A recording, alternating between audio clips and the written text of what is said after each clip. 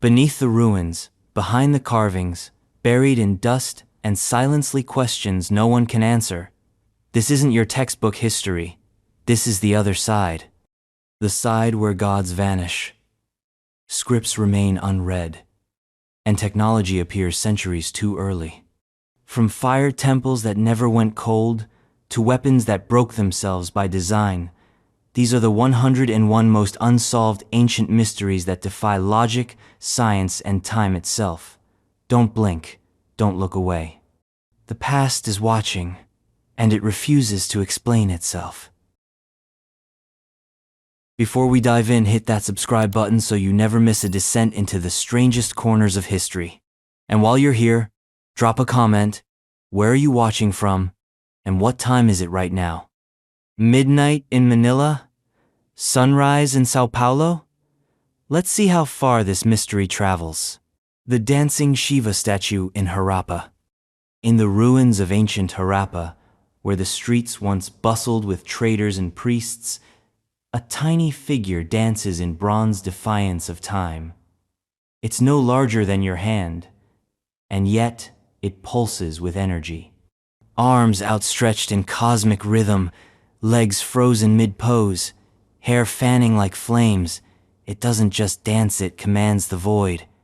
This is the so-called dancing Shiva of the Indus Valley civilization, a sculpture unlike anything else found in that ancient world. The only problem?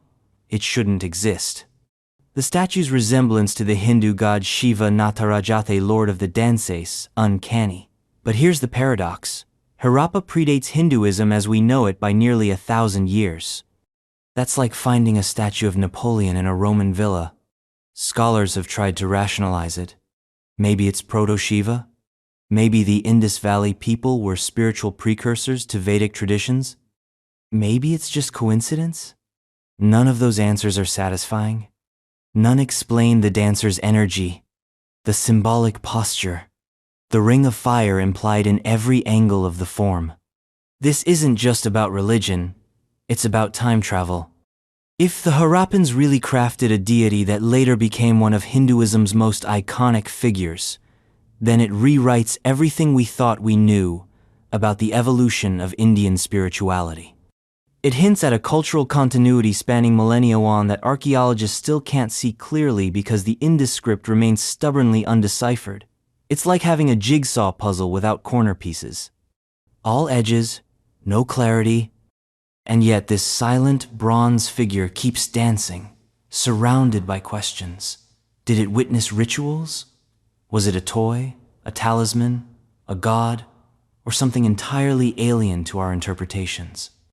Hard to say, because just when you think you've grasped its meaning, it vanishes in a whirl of molten bronze and forgotten prayers.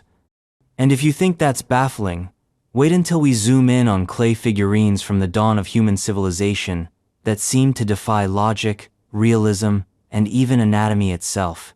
The pre-pottery Neolithic A figurines. Long before cities, long before pottery, long before the wheel, humans were already sculpting secrets into clay. In the dusty strata of the pre-pottery Neolithic, a period around 10,000 years ago, archaeologists began uncovering strange figurines in the Near East. These weren't your average dolls or idols. These were distorted, dreamlike shapes, squat figures with pinched heads, oversized hips, gaping eyes, and animalistic features that seem less like worship and more like hallucination carved in stone. They show up across ancient sites like Jericho, Göbekli Tepe, and Ain Ghazal, and they whisper something primal, something just out of linguistic reach. Were they gods, totems, teachers? Fertility charms? Ghosts of the dead? No one knows. Some of them appear to have been buried purposefully. Others were ritually smashed and tossed into pits. A few are hybrid creature, half human, half beast-like, something pulled from the mind of a fevered shaman. These people hadn't yet invented writing, but they had the urge to sculpt, to mold reality into miniature myths. And whatever they were doing with these figures, they were doing it on purpose. This wasn't accidental art. This was intention carved in clay, which raises the unsettling question, what kind of world were these early humans imagining? And why do their dreams still look like nightmares to us? Each figurine adds a puzzle piece to a picture we can't quite finish. A religion before religion, a mythology without names, a culture communicating in shapes and shadows instead of language. Their meaning remains suspended in the void between the anthropological and the inexplicable. If this was humanity's first language, it wasn't spoken, it was sculpted. And if you think that's esoteric, wait until you walk into a tomb in Neolithic France and find swirling, hypnotic patterns carved into stone that feel more like a cosmic trance than a grave. The Cairn de Gavrinis, engravings, France. At first glance, the Cairn de Gavrini is just another Neolithic burial mound in Brittany-Grassy, lumpy and unassuming. But step inside, and you're hit with a wall of symbols so dense, so intricate, they feel like the fevered etchings of a civilization desperately trying to map the cosmos, or maybe just their dreams. Every surface of this 6,000-year-old passage tomb is alive with carved linus spirals, zigzags, concentric arcs, chevrons, meandering paths that seem to flow like energy currents through stone.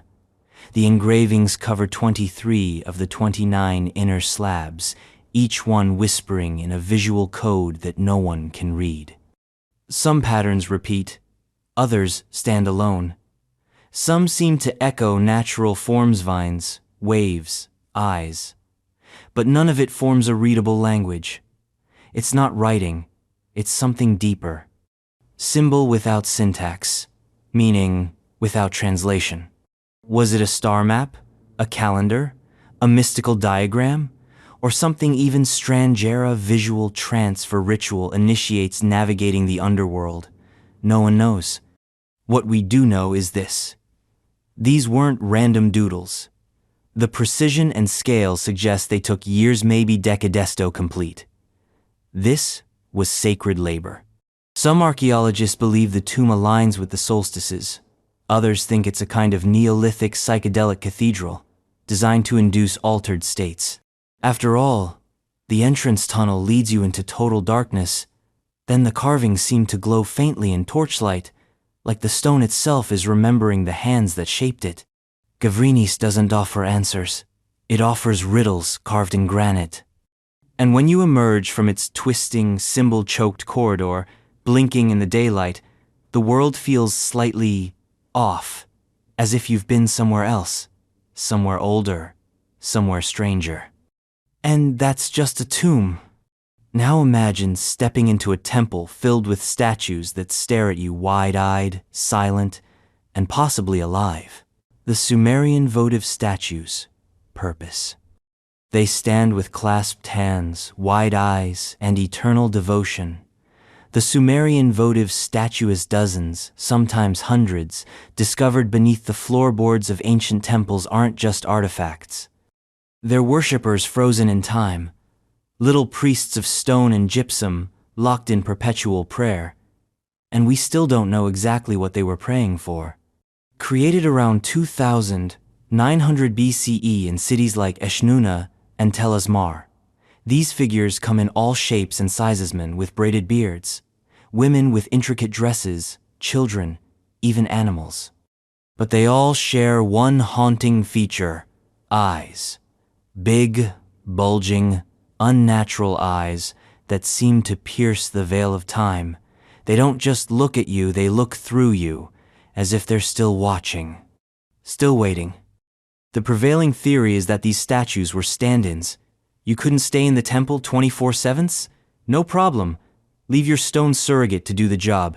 Eternal worship, no bathroom breaks. But that feels too bureaucratic. These figures don't look like placeholders. They look like conduits, mediums, avatars of devotion designed to channel something sacred or protect against something profane. And then there's the placement, buried beneath temple floors, not displayed, not honored, hidden, like secrets, or offerings, or sacrifices. Did they hold a soul, a prayer, a name? We still don't know. What we do know is that something powerful was happening here. A civilization was carving its beliefs into physical form, and those beliefs didn't die. They stared back, waiting.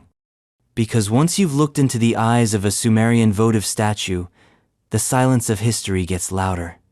But even those eyes pale in comparison to a stone doorway carved into a cliff in Peruone that might not lead anywhere at all, or everywhere at once. The Aramu Muru Gate, Peru. Carved into a sheer rock face near Lake Titicaca, in the desolate highlands of southern Peru, there lies a doorway to nowhere.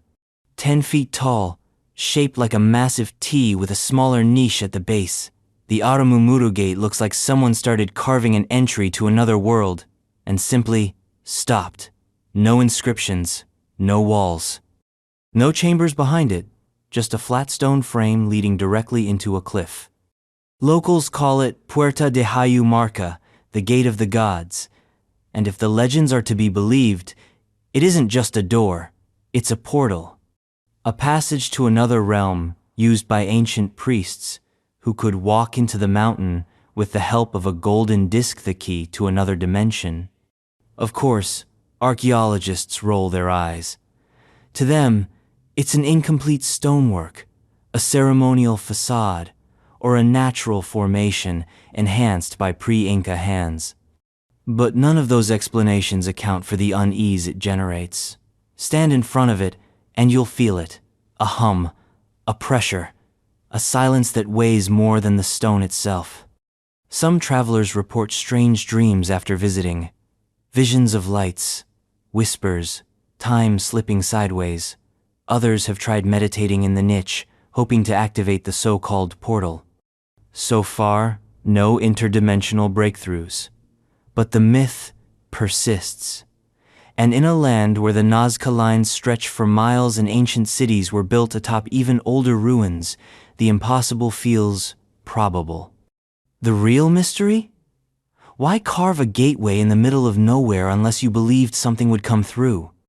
And speaking of impossibilities, let's slice our way through the desert sands to a boulder so precisely cleaved, it might have been cut with something that shouldn't exist for another few thousand years. The Al-Nasla Rock Formation, Saudi Arabia. In the Tama oasis of Saudi Arabia, where the sand shifts like secrets and the sun turns stone to ember, sits a rock split in two so cleanly it looks like an alien test site. The Al-Nasla Rock Formation is 2 sandstone halves, balanced delicately on thin pedestals, divided by a laser-straight cut that runs top to bottom with surgical precision. If this was done by nature, nature got a PhD in geometry. But this isn't just a geological flex. Because next to the improbable divide, ancient petroglyphs are carved into the surface depictions of horses, humans, and symbols whose meanings have long since drifted into myth. That means someone, thousands of years ago, was using or interacting with this stone, which raises the obvious question, did they create that cut? Geologists propose explanations: fault lines, erosion, freeze-thaw cycles, but none quite explain the uncanny straightness, the impossibly smooth surface between the two halves, or how the entire structure hasn't collapsed under its own physics-defying balance. It just stands there, waiting, like a display case, like an offering. Some fringe theorists suggest ancient tools far beyond their time. Others go full sci-fi. Lasers, plasma cutters, civilizations lost to time or space. But regardless of belief, the rock dares you to explain it. Its existence is a Ridley contradiction in stone. And the petroglyphs only deepen the mystery. What did they see here? What did they want to mark next to this impossible monument? It's like tagging your name on the edge of a miracle. And if you think that's strange, wait until we examine a pristine alabaster vessel from ancient Sumer that tells a story with symbols but hides the meaning of the ritual it portrays in plain, inscrutable relief. The vessel of Uruk, Iraq. Tall, cylindrical, and carved with a visual narrative that spirals from bottom to top, The vessel of Uruk is more than just an artifact, it's a ceremonial enigma. This alabaster masterpiece, unearthed from one of the world's first cities, dates back over 5,000 years. It's one of the earliest examples of narrative relief sculpture. It tells a story. Sort of. Maybe. Here's what we see. At the bottom, there are sheaves of barley, animals marching in procession. Above them, naked human figures carry baskets, climb steps, approach a robed figure, presumably a goddess, often identified as Inanna. Seems clear, right? Agricultural cycle, offerings, divine reception, case closed. Not quite. Because no one agrees on the details. Who are the nude figures? Are they priests, supplicants, slaves, or symbolic representations of the city's population? Is the scene literala, real, ritualer, metaphorical? Why is the goddess so prominent? And why is her temple adorned with strange elements that don't match other depictions? And what's with the scale and positioning of the characters, which seem to follow a logic we no longer understand? The more you look, the less you know. Every figure, every gesture, every offering in that alabaster spiral might hold, meaning we no longer have the tools to decode. The vessel is talking. We just don't speak the language anymore. And then there's the context.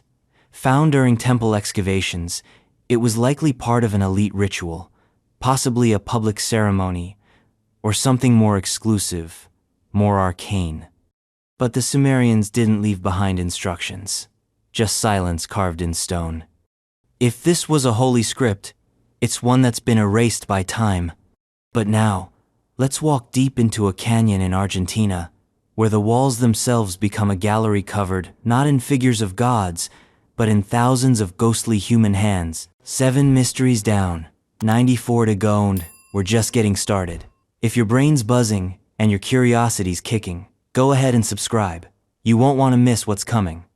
And hey, drop a comment. Where in the world are you watching from? And what time is it right now? Late night in Lagos? Lunchtime in Lisbon? Let's map the mystery together. The Cueva de las Manos handprints, Argentina.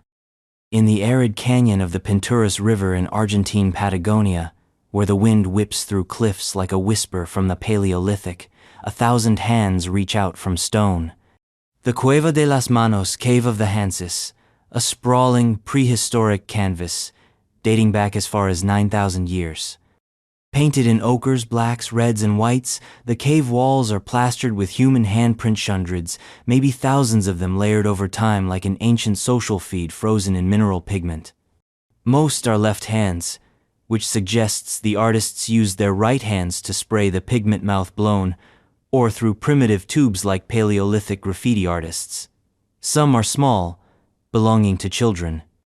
Others are twisted, missing fingers, showing signs of deformity or perhaps even deliberate alteration.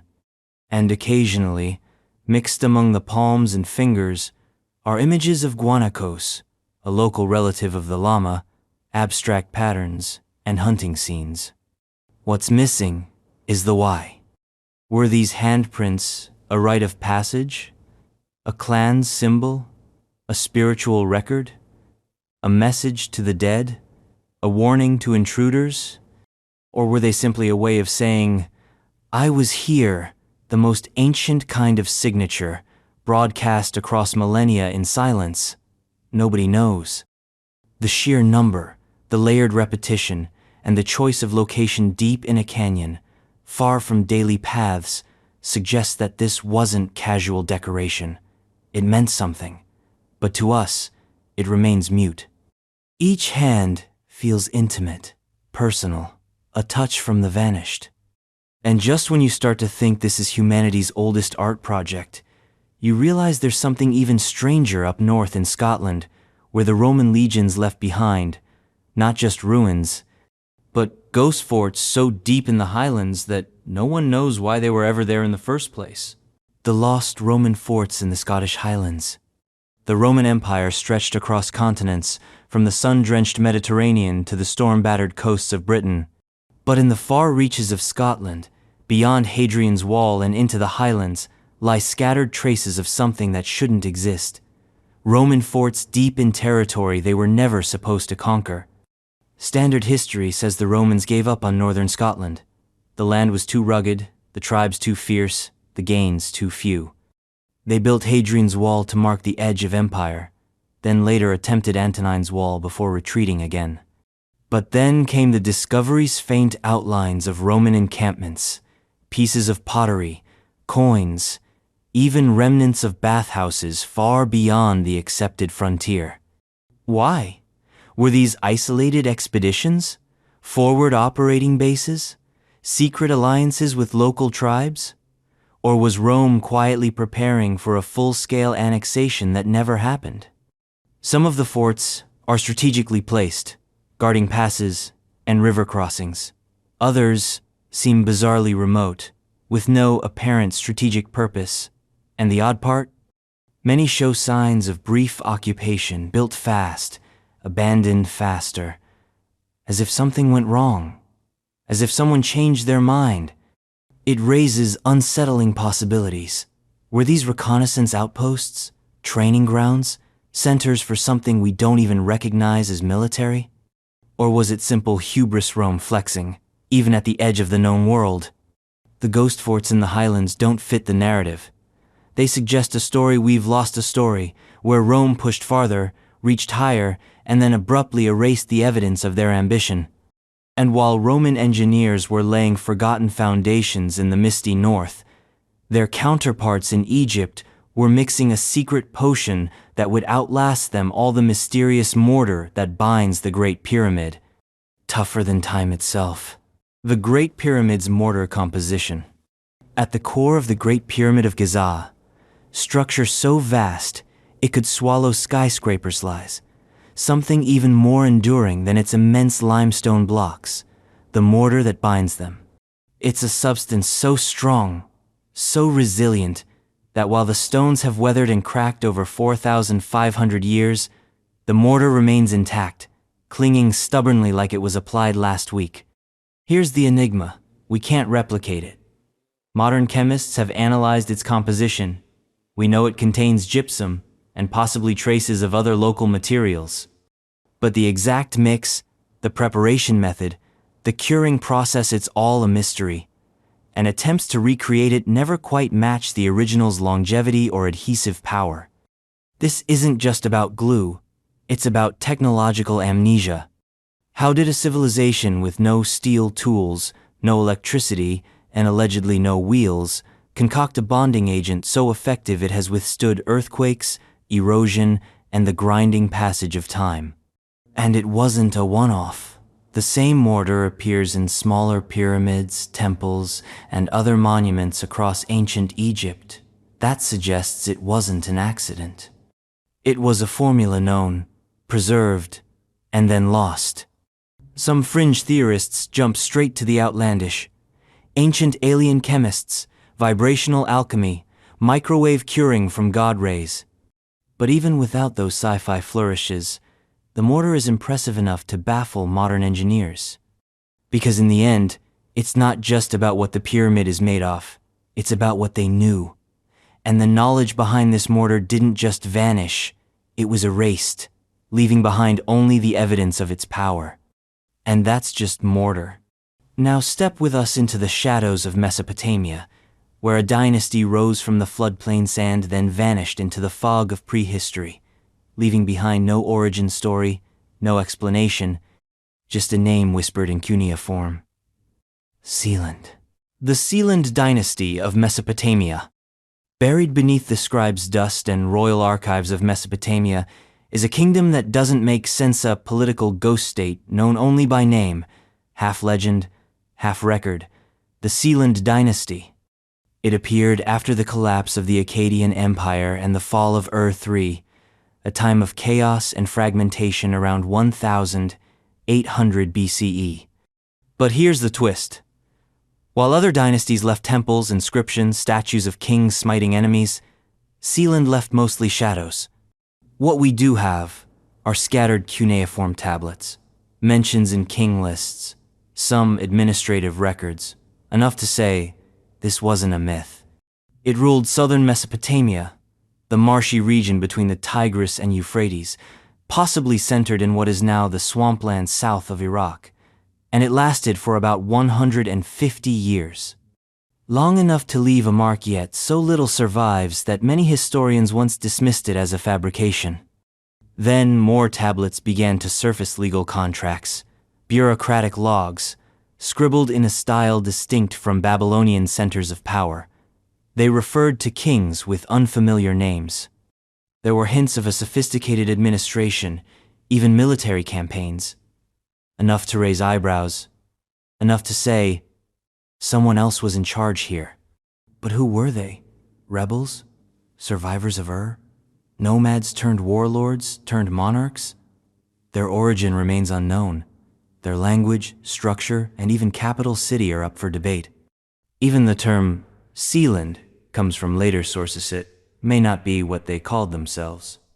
They were there, they ruled, and then they were gone. Like a tide that surged and withdrew, leaving behind nothing but muddy footprints and half-erased inscriptions. But while Sealand remains murky, the next civilization on our list was anything but obscurient, fire-filled settlements that burned themselves to the ground, again and again, in a mystery that scorches through history like ritual arson. The Cucuteni, Trypillian, giant settlements, Ukraine, Romania. In the soft hills of Ukraine and Romania, under fields that have seen more war than peace, lie the buried bones of a forgotten prehistoric civilization, the Cucuteni Trypillian culture. They were farmers. They were potters. They were builders of cities, so vast they rivaled anything in Europe for thousands of years. Some of their settlements reached 15,000 people huge for 5,000 BCE. And yet no walls, no kings, no fortresses, just sprawling layouts of interconnected homes, ovens, shrines, and workshops. Sounds peaceful, utopian even. But here's where it gets weird. They kept burning their cities, intentionally, over and over again. This wasn't accidental fire. The evidence shows high temperatures, controlled burns, structures ignited deliberately. Entire settlements, some covering hundreds of hectares were built, lived in, and then consumed by flame, then rebuilt, then burned again, as if fire was part of the plan. Why? Was it ritual purification? A symbolic end to a social cycle? A communal act of renewal, like seasonal death and rebirth? Or was it something darker, an internal collapse, social unrest, or unseen enemies? No writing, no clear graves, no central palaces, just the ruins of a people who mastered the ceramic arts, built massive settlements, and treated fire like a god. Archaeologists can only guess at their beliefs. Some point to goddess figurines, signs of matriarchal worship. Others say the settlements were so vast they required pre-modern urban planning. But none can explain why a civilization would torch its own homes like clockwork. They vanished around 3000 BCE, not conquered, not absorbed, just extinguished. And while their clay idols and ashes remain, the meaning burned away long ago. But if you think their legacy was lost in fire, wait until you hear about a trade secret so valuable, it was kept under the tightest secrecy, and now it's completely vanished. The lost art of Phoenician glass. The lost knowledge of Phoenician glass blowing. Specific techniques. Phoenicia, the ancient coastal civilization that gave us the alphabet, was also the undisputed master of another art form, glass. Their vessels shimmered in hues of emerald, sapphire, ruby. Swirls of color, impossibly delicate forms, shapes that seemed to defy heat and gravity. And unlike other ancient glassmakers, the Phoenicians didn't just create glass, they created luxury. Their wares were prized from Egypt to Rome, sought after like gold, collected by kings. And then the techniques disappeared. We know they existed. We have the fragments, mosaics, bottles, cups, some with colors so rich and patterns so intricate that modern scientists struggle to reverse engineer them. But the exact recipes, The temperatures, the tools, the timing gets all lost. Not a single Phoenician manual survived. No workshop blueprints, no how to swirl cobalt into molten silica. What remains are the products, and a mystery. How did they control temperature without thermometers? How did they layer colors so precisely? How did they achieve iridescence with no chemical understanding of diffraction? Their glass wasn't just melted, sanded, was art, chemistry, and alchemy. Some suggest they used metal oxide copper for green, manganese for purple. But that's just the surface. The skill was in the application, the flair, the flourish. And they guarded it, like a state secret. Their workshops were guild-like, closed off, controlled, techniques passed down like sacred texts, until eventually, they weren't passed down at all. And so, somewhere along the rocky Levantine coast, the fire cooled, the furnaces went cold, and the knowledge dissolved like sand in the sea. But before we lament the loss of Phoenician brilliance, let's pivot to a very different marvel. A Roman emperor's rotating dining room that turned feasting into spectacle, powered by engineering no one can quite reconstruct today. The Roman Emperor Nero's rotating dining room. When it comes to Roman excess, Nero always wins. The infamous emperor who allegedly played the lyre as Rome burned didn't just indulge in decadence, he engineered it. Case in point, his legendary rotating dining room. According to ancient sources, most notably Suetonius, Nero's Domus Aureae's Golden House included a banquet hall that slowly rotated like the heavens, offering guests a surreal, celestial dining experience. The room is said to have turned day and night, mimicking the motion of the stars, showering guests with rose petals and perfumes as they feasted. Now, here's the mystery. How? No one's found the intact mechanism. No crankshafts, no gears. No ancient Roman version of a lazy Susan scaled to palace size. And yet archaeological excavations have revealed some tantalizing clues. Deep beneath the Calle Appio in Rome, ruins of a circular foundation and complex plumbing suggest a structure that could support rotation. Some have speculated it operated with a water-powered turntable. Others think slave labor turned the room manually, like a massive treadmill from hell. Whatever the method, the technology needed to rotate a multi-ton ceiling in the 1st century AD without electricity or steel ball bearings is staggering. It would have required precision construction, constant maintenance, and ingenious design, which makes one wonder, was it real or just propaganda? Did the rotating room actually work, or was it an exaggerated metaphor for Nero's divine ego? The Romans were master engineers. They built aqueducts, domes, and concrete that survives to this day. So if they said they built a spinning banquet hall, maybe they did. Maybe Nero dined beneath a rotating cosmos while Rome trembled. And if spinning architecture wasn't strange enough, let's turn to something far more primal, an ancient temple covered in bones and blood, where animals died in numbers that still baffle archaeologists. The Tarxian temples, animal sacrifices, Malta. Sunday bleached, windswept, and covered in stone. In the town of Tarxian, a series of megalithic temples emerge from the earth, like fossilized dreams. Built around 3000 BCE long, before Stonehenge, these temples are carved with spirals, animals, and abstract patterns. But beneath the elegance lies something darker. The bones of animals, scattered in pits and altars, in quantities that defy explanation. Hundreds of remains, oxen, sheep, pigs slaughtered with apparent ritual care, some with precise incisions, others burned or buried whole. This wasn't just dinner, it was ceremony, repetition. The kind of bloodletting that hints at a belief system driven by cycles, sacrifice, and cosmic balance.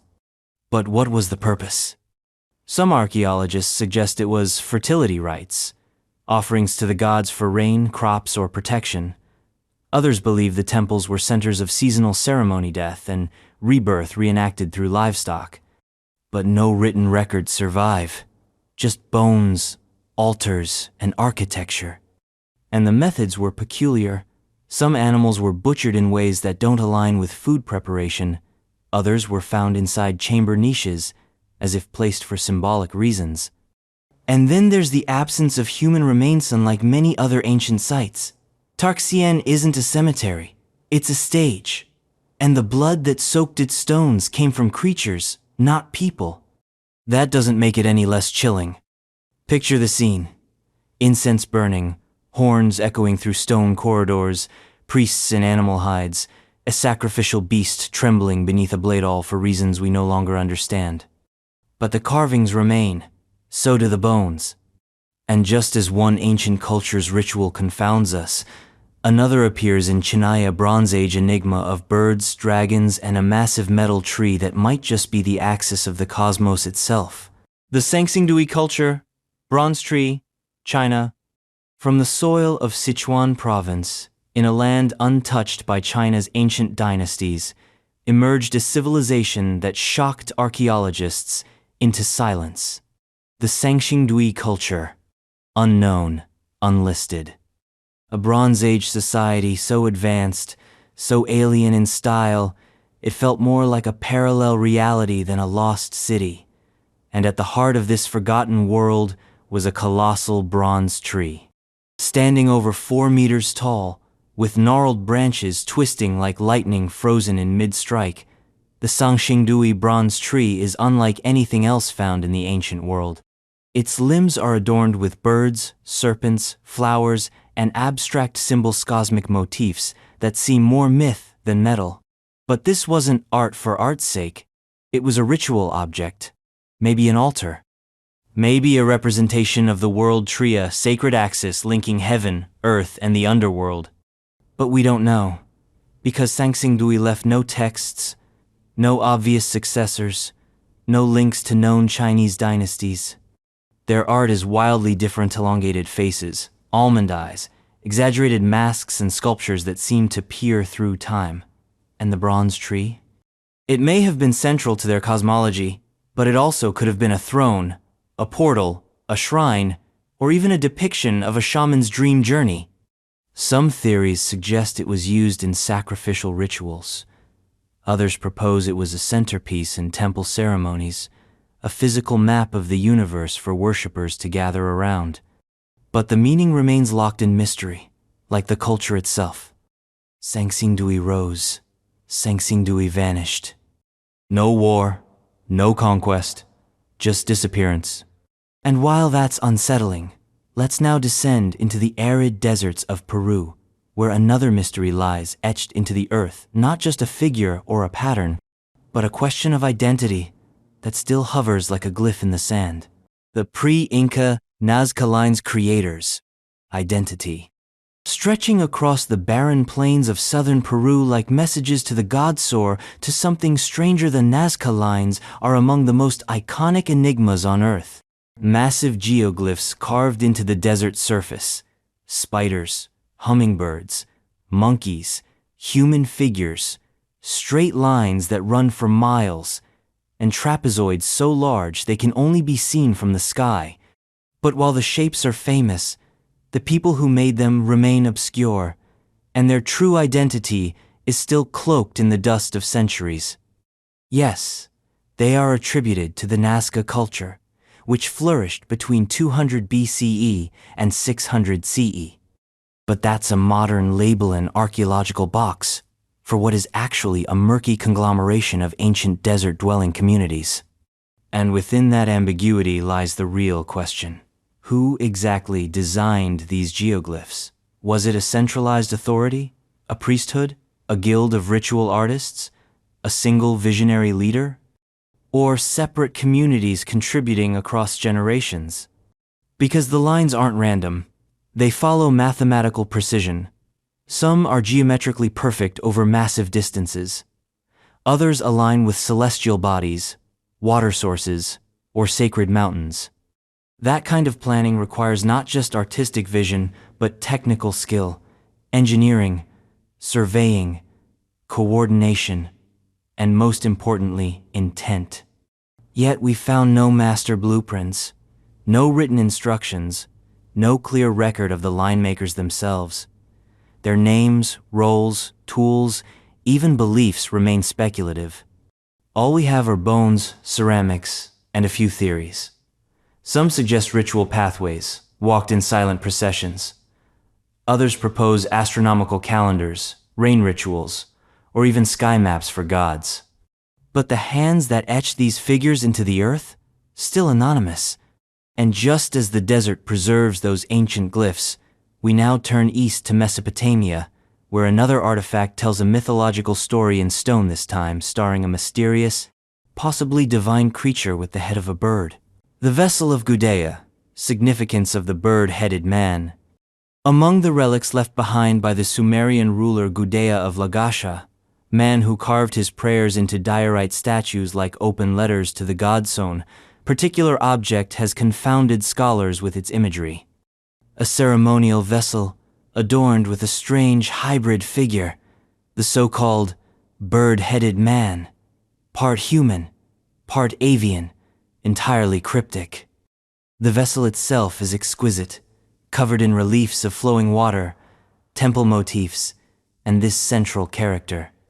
A man's muscular body with the unmistakable head of a bird, usually identified as either a falcon or eagle. Unlike the gods of Egypt, where avian-headed deities were clearly defined and named, this figure exists in a murky, symbolic limbo. Some say he represents Ningirsu, a warrior god associated with storms and irrigation. Others argue it's a protective spirit, a divine intermediary, or a mythological creature from a lost Sumerian tale. The imagery suggests he's involved in ritual purification. Water pours from vessels, fish swim upstream, and temple walls rise behind him. But the bird-headed man isn't named. He doesn't appear in standard lists of deities. He doesn't speak. He simply stands, part beast, part man, part symbol, staring out across 5 millennia of history with a beak instead of a mouth. Was he an ancestral spirit? A forgotten god? A mythic representation of vision, power, or divine wrath? Or was he something strange, a local cult icon, elevated to ritual status and then erased from canonical mythology? The vessel whispers of sacred rites, temple ceremonies, and a worldview steeped in hybrid forms. But the bird-headed man remains a silent riddle, unread, unspoken, unforgettable. And from this silent guardian of Mesopotamian ritual, we move beneath the streets of Rome, where an ancient villa and secret cult temple wait, buried layer by layer beneath centuries of civilization. The Roman villa, under the Basilica di San Clemente, Rome. Beneath the bustling streets of modern Rome lies a descent into time. Under the 12th century, Basilica di San Clemente is another church-holder, darker, drenched in medieval stone. And beneath that is something stranger, a Roman villa, intact chambers, brick archways, faded frescoes, rooms that once belonged to aristocrats or priests.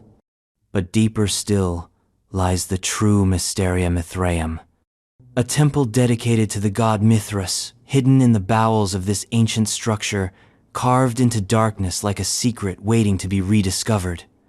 Mithras, the bull slayer, the sun's companion.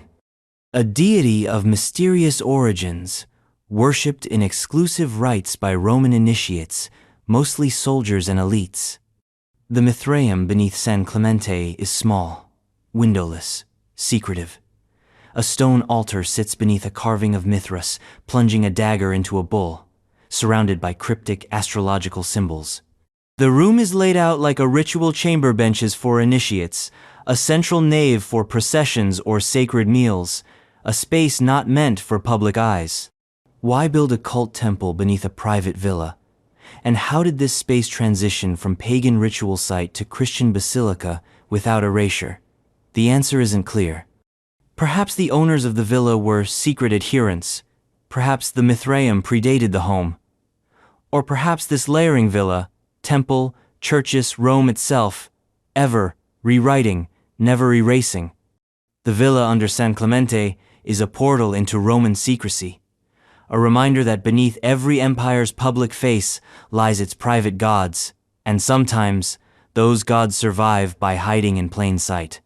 Now let's follow the scent of gold and the silence of ancient rituals as we unearth the tombs of the Thracians where burial wasn't just a passage to the afterlife, but a ceremony drenched in treasure, mystery, and myth. The Thracian tombs, golden treasures and rituals. In the green hills and valleys of Bulgaria lie mounds that seem unremarkable at first glance. Grass-covered, lumpy silhouettes dotting the landscape like quiet scars. But underneath them are doors to another world-vaulted chambers lined with gold, frescoed with strange ceremonies, and filled with the remains of people who lived and died in luxury and enigma. These are the Thracian tomb secos, of a people both feared and forgotten. The Thracians were fierce warriors, horse tamers, and wine lovers. Their tribes dotted the Balkans for centuries, often clashing with Greeks and Persians, occasionally allied with Romans. But while history paints them as barbaric or peripheral, their tombs tell a different story of sophistication, wealth, and elaborate death rituals. Inside tombs like Kazanlak, Sveshtari, and Ostrusha, archaeologists have found astonishing treasures: solid gold masks, ornate weapons, intricately worked jewelry, and chariots buried with their horses. And then there are the murals, faded but vivid, showing processions, banquets, mythical creatures, and, most curiously, scenes of what might be human sacrifice. Who were these people entombed with such grandeur? Kings? Priests? Warriors? Their identities are largely unknown, their names lost to oral tradition. And the rituals surrounding their burial remain speculative. Some tombs show evidence of post-burial feasting. Others appear sealed with incredible care as if to trap something inside. The gold work rivals anything from Mycenae or Egypt, but the style is distinct. So is the mood. A blend of celebration and something more primal, something darker. The Thracians may have believed that death was not an end, but a transformation, a journey only the elite could afford to make in such style. But if gold buried with the dead isn't strange enough, the next mystery stares at us with chubby, crying ceramic faces from a civilization that left no text, only sorrowful clay expressions and endless questions. The ancient Olmec, babyface, figurines. The Olmecs, often dubbed the mother culture of Mesoamerica, left behind colossal stone heads, intricate jade carvings, and city ruins swallowed by jungle. But among their strangest creations are small, haunting ceramic figurines with the plump cheeks and open mouths of wailing infants. These are the babyface figurines, and they are unsettling. Wide-eyed, bald-headed, and sometimes crying, these figures don't resemble typical deities or ancestors. Their features are exaggerated: rounded skulls, downturned mouths, closed eyes, strange expressions caught between sleep and scream. Some appear in ceremonial poses, others wear helmets or costumes. Many have intentionally flattened foreheads, a practice known from cranial modification, but still mysterious in its symbolic meaning. Were these toys, idols, guardians, representations of divine infants or mythical beings? No one can say for sure. The Olmecs left no written records we can read. All interpretation comes from artifacts, context, and a lot of educated guessing. Some archaeologists suggest these figurines represent elite children, perhaps sacrificed in religious ceremonies. Others think they symbolize fertility, or the rebirth of life through childhood. Still others propose they are not children at all, but beings meant to represent something entirely non-human: spirits, animal-human hybrids, or deities with infantile forms. Whatever they are undeniably eerie. Not because they're ugly, but because they look too familiar, and yet totally alien. The sadness in their faces feels intentional, symbolic, performative. Like grief was molded into the clay alongside the fingers that shaped them.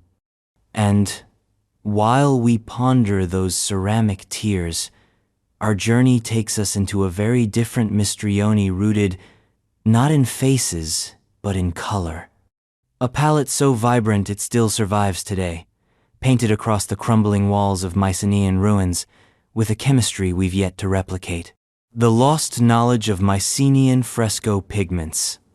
High on the cliffs of ancient palaces Tyrann's Pylos, Mycenae frescoes once burned with color.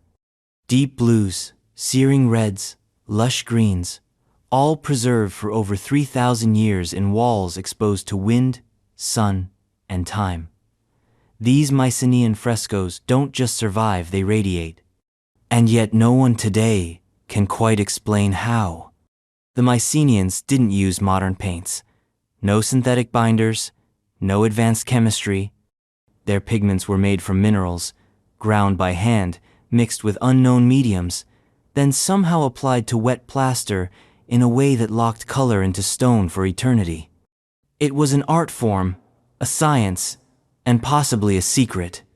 We know some ingredients: ochres for yellow and red, azurite for blue, but the exact composition, especially for their enduring blues and the rare greensis, elusive. The binding agents, curing processes, and mineral treatments remain speculative.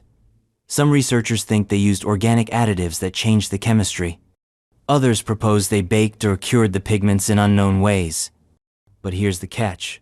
No pigment recipe has been found, no instruction tablets, no artisan notes, just the finished masterpieces, depictions of griffins, dolphins, warriors, dancers eternally vivid, and the implications stretch beyond color. These paints were more than decoration. They marked ritual spaces, royal halls, sacred shrines. The choice of hue wasn't aesthetic, it was symbolic. Each wall was a palette of political and spiritual meaning, crafted by hands whose techniques have vanished into oblivion. We can stare at those colors, we can analyze them, but we can't recreate them. And now, from walls that sing with forgotten chemistry, we move to stone cliffs in Lebanon where conquerors from across millennia carved their names into rock like historical tattoos, layer over layer, leaving behind a cryptic record of conquest that's only partly legible today.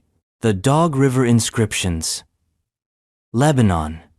On a narrow path carved into the cliffs above the Dog River, Nahr al-Kalb, in Lebanon, a peculiar kind of time capsule unfolds, not one buried in the earth, but etched into the face of solid rock. Dozens of inscriptions, some faint, others still crisp, stretch along the ancient pass, carved by conquerors, kings, and empires spanning over 3,000 years. Egyptians, Assyrians, Babylonians, Romans, Crusaders, French generals, even World War I commanders all left their mark here. It's like history itself autographed the canyon. But while some of these inscriptions are clear, others remain frustratingly vague. Half-eroded symbols, undeciphered scripts, and unexplained gaps in the sequence create a jigsaw puzzle missing key pieces. The Dog River Pass was clearly a strategic choke point, a vital military corridor between coastal cities and the inland empires. But the full historical significance of the site, especially the oldest inscriptions, is still up for debate. The Egyptian stelae, attributed to Ramses II, suggest the area held value during the Late Bronze Age. Nearby Assyrian carvings speak of triumphs and territory, but some inscriptions don't clearly identify who wrote them or why. Their meanings flicker through time, like voices in a wind tunnel. Why did so many empires choose this exact spot to memorialize themselves? Was it simply geography? Or was there something sacred about the location itself? Some speculate that it had spiritual importance long before the military stelae arrived. Others think it was a deliberate challenge away for each empire to overwrite the last. And yet, the rock never forgets. From layered declarations of conquest, we move now to layered ruins of ritual temples built around fire, filled with unanswered questions, and glowing with the memory of ceremonies whose flames may have never truly gone out. The Achaemenid Persian fire temples, ritual use. In the heart of the Persian Empire, where mountains met deserts and empires flared and faded like comets, fire was not just warmth or light, it was divinity. The Achaemenid Persians, ruling from 550 BCE, built temples where fire burned not as a tool, but as a god. These fire temples, the spiritual engines of Zoroastrian worship, were sanctuaries for a flame that symbolized truth, purity, and cosmic order. And yet, the rituals within these temples remain largely opaque. Yes, we have ruined stone foundations, circular altars, towers with ventilation shafts. Yes, we have the Zoroastrian Avesta, a sacred text compiled centuries later. But what exactly happened in those Achaemenid-era fire temples? How was the flame maintained? What prayers were spoken? What offerings made? The ceremonies were intensely secretive, closed to outsiders, preserved by priesthoods, passed through oral tradition rather than public display. Some say the temples had 3 fire zones for kings, 1 for warriors, 1 for priests. Others suggest a single eternal flame was tended day and night, never allowed to die, symbolizing the unbroken connection between Ahura Mazda, the supreme god, and the earthly realm. But archaeological evidence is sparse. We don't even know the precise architectural design of a standard Achaemenid fire temple. Most surviving ruins are fragmentary. Then there's the question of who was allowed inside. Were these temples community spaces, or reserved for elite priesthoods? And what role did these sacred flames play in coronations, judgments, or seasonal festivals? All we know for sure is that fire was central. Fire was the ritual. And even as the Achaemenid Empire fell, the flame lived on, preserved, protected, and still burning today in the Zoroastrian traditions of Iran and India. But while Persian fire temples shine with sacred light, our next mystery rolls in from the misty shores of the South Pacific, perfectly round, eerily smooth stone spheres that seem to have rolled straight out of a myth, the giant stone spheres of New Zealand. Along the rugged coastlines of New Zealand's South Island, scattered in clusters like a game of marbles played by gods, lie massive stone spheresum as wide as a human is tall. These Moiraki boulders, as they are often called, are a geological anomaly, perfectly spherical, unnaturally smooth, some cracked open to reveal crystalline veins. And while science calls them concretions, local legend has other ideas. To the Maori, these spheres are not accidents of nature. They are relics of the voyaging canoe Araitoru, which wrecked on the coast. The boulders, they say, are its cargo kumara, sweet potatoes, calabashes, and eel baskets turned to stone. In other words, petrified remnants of myth, fossilized in sand. But geology's explanation doesn't make them any less strange. These aren't just rounded rocks. They're among the most perfectly spherical natural formations on the planet. The process by which they form cementation around a correa is understood, in theory, but their uniform size, shape, and eerie placement raise eyebrows. Why do similar boulders appear in other parts of the world, Costa Rica, Bosnia, and even the United States? Are these formations purely natural, or did ancient people carve or move them for ritual use? Some researchers argue that, in certain cases, these stones were deliberately shaped or placed. Others say the formations align with astronomical events or territorial boundaries. Still, others wonder if the boulders had a ceremonial role in ancient Polynesian navigation or cosmology. We may never know, because while the stones remain, their context, the culture, the usage, the original meaning has washed away with centuries of tide. Next, we journey north to the Armenian highlands, where a forgotten kingdom once forged weapons and tools from metal with such skill that even today their techniques remain tantalizingly out of reach. The Urartian kingdom's metallurgy, lost techniques. In the shadowed mountains of the Armenian highlands, where Lake Van mirrors the sky like a shield of still glass, the ruins of a long-vanished kingdom whisper of a power that once burned hot with metal and fire. The Urartians warriors, builders, engineers flourished between the 9th and 6th centuries BCE. Their cities were carved into cliffs, their fortresses ringed with cyclopean walls, and their greatest legacy may lie in their unmatched mastery of metal. Bronze, iron, tools, weapons, decorations. The Urartians didn't just make things, they forged identities, and their metallurgical craftsmanship was legendary. Intricately inlaid bronze belts, ceremonial helmets, iron-tipped spears, complex irrigation tools, all designed with technical knowledge that seems to exceed what was thought possible for their time. But here's the mystery. We don't know exactly how they did it. Traces of smelting furnaces remain, slag heaps, ore deposits, fragments of crucibles, yet the precise temperatures, alloy mixtures, and casting techniques they used have not been fully replicated. Some of their ironwork displays a degree of purity and strength, rare in other cultures of the period. Their bronze objects feature chemical balances so exact they suggest an advanced understanding of metallurgy far beyond what contemporary neighbors achieved.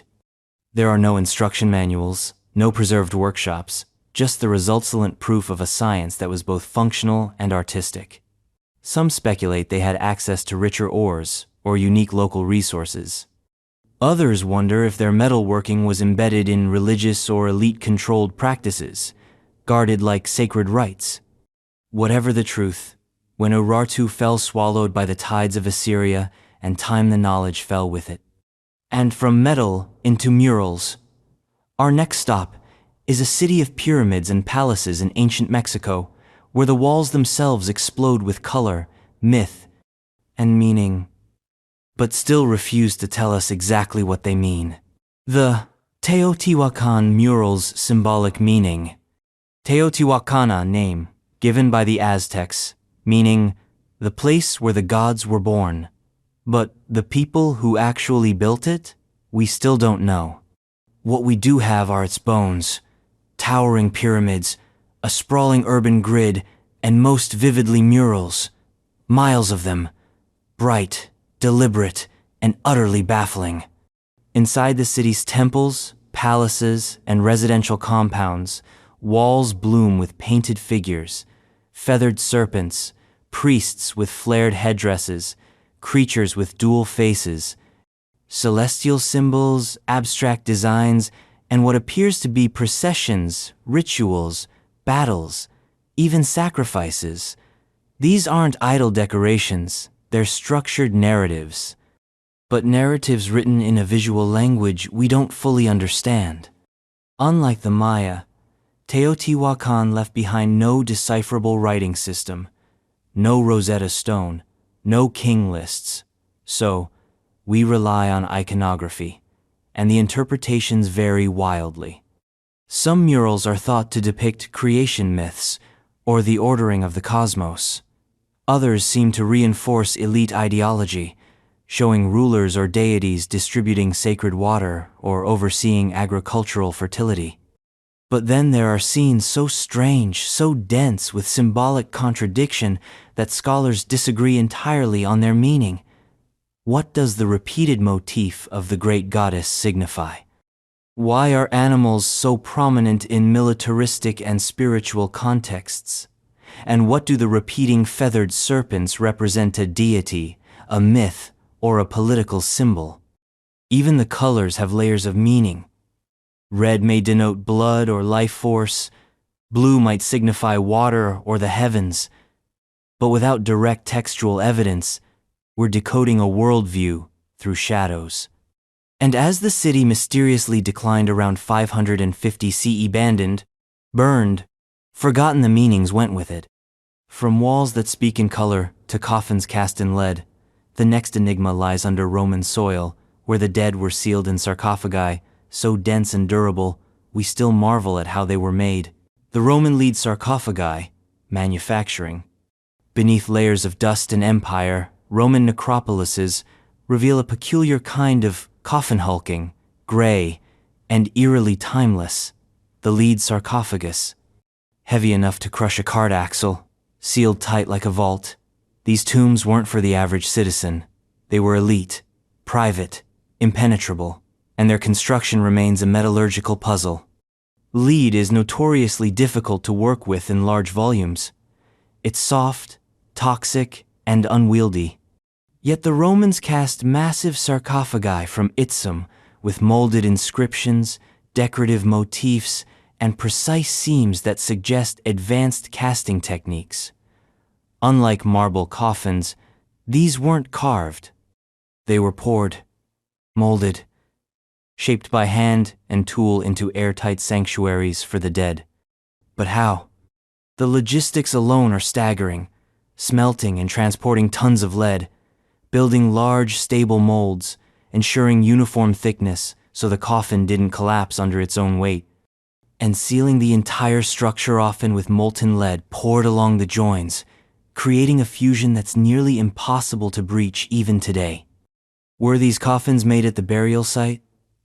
Or elsewhere? Then transported whole?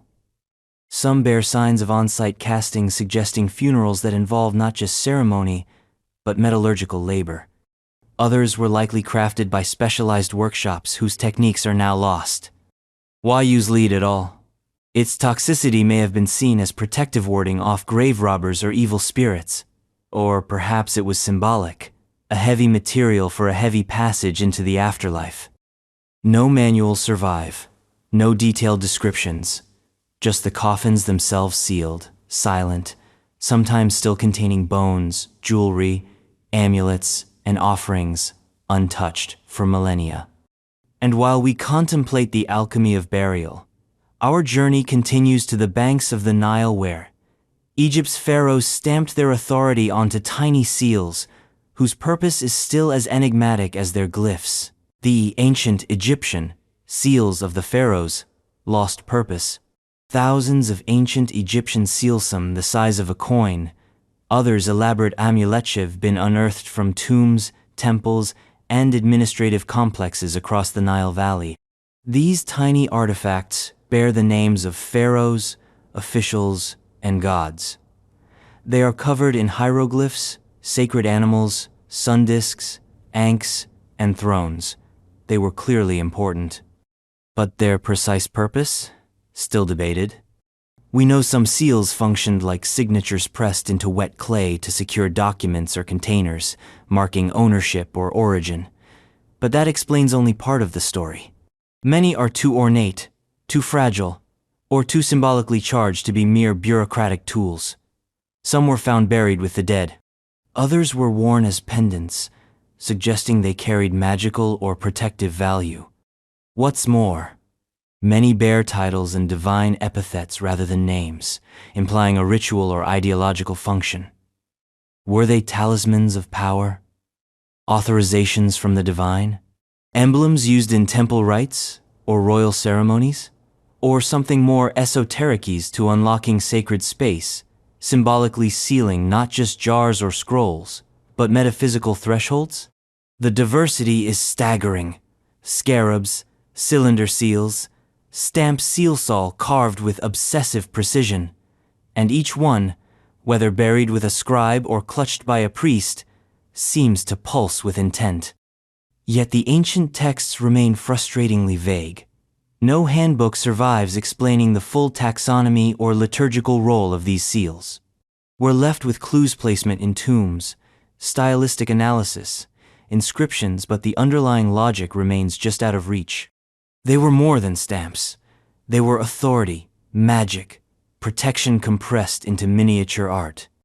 And while Egypt's seals pressed mystery into clay, a very different kind of iconography was taking shape on the island of Crete where women in flounced skirts held snakes aloft like scepters, and no one can quite agree whether they were goddesses, priestesses, or something else entirely.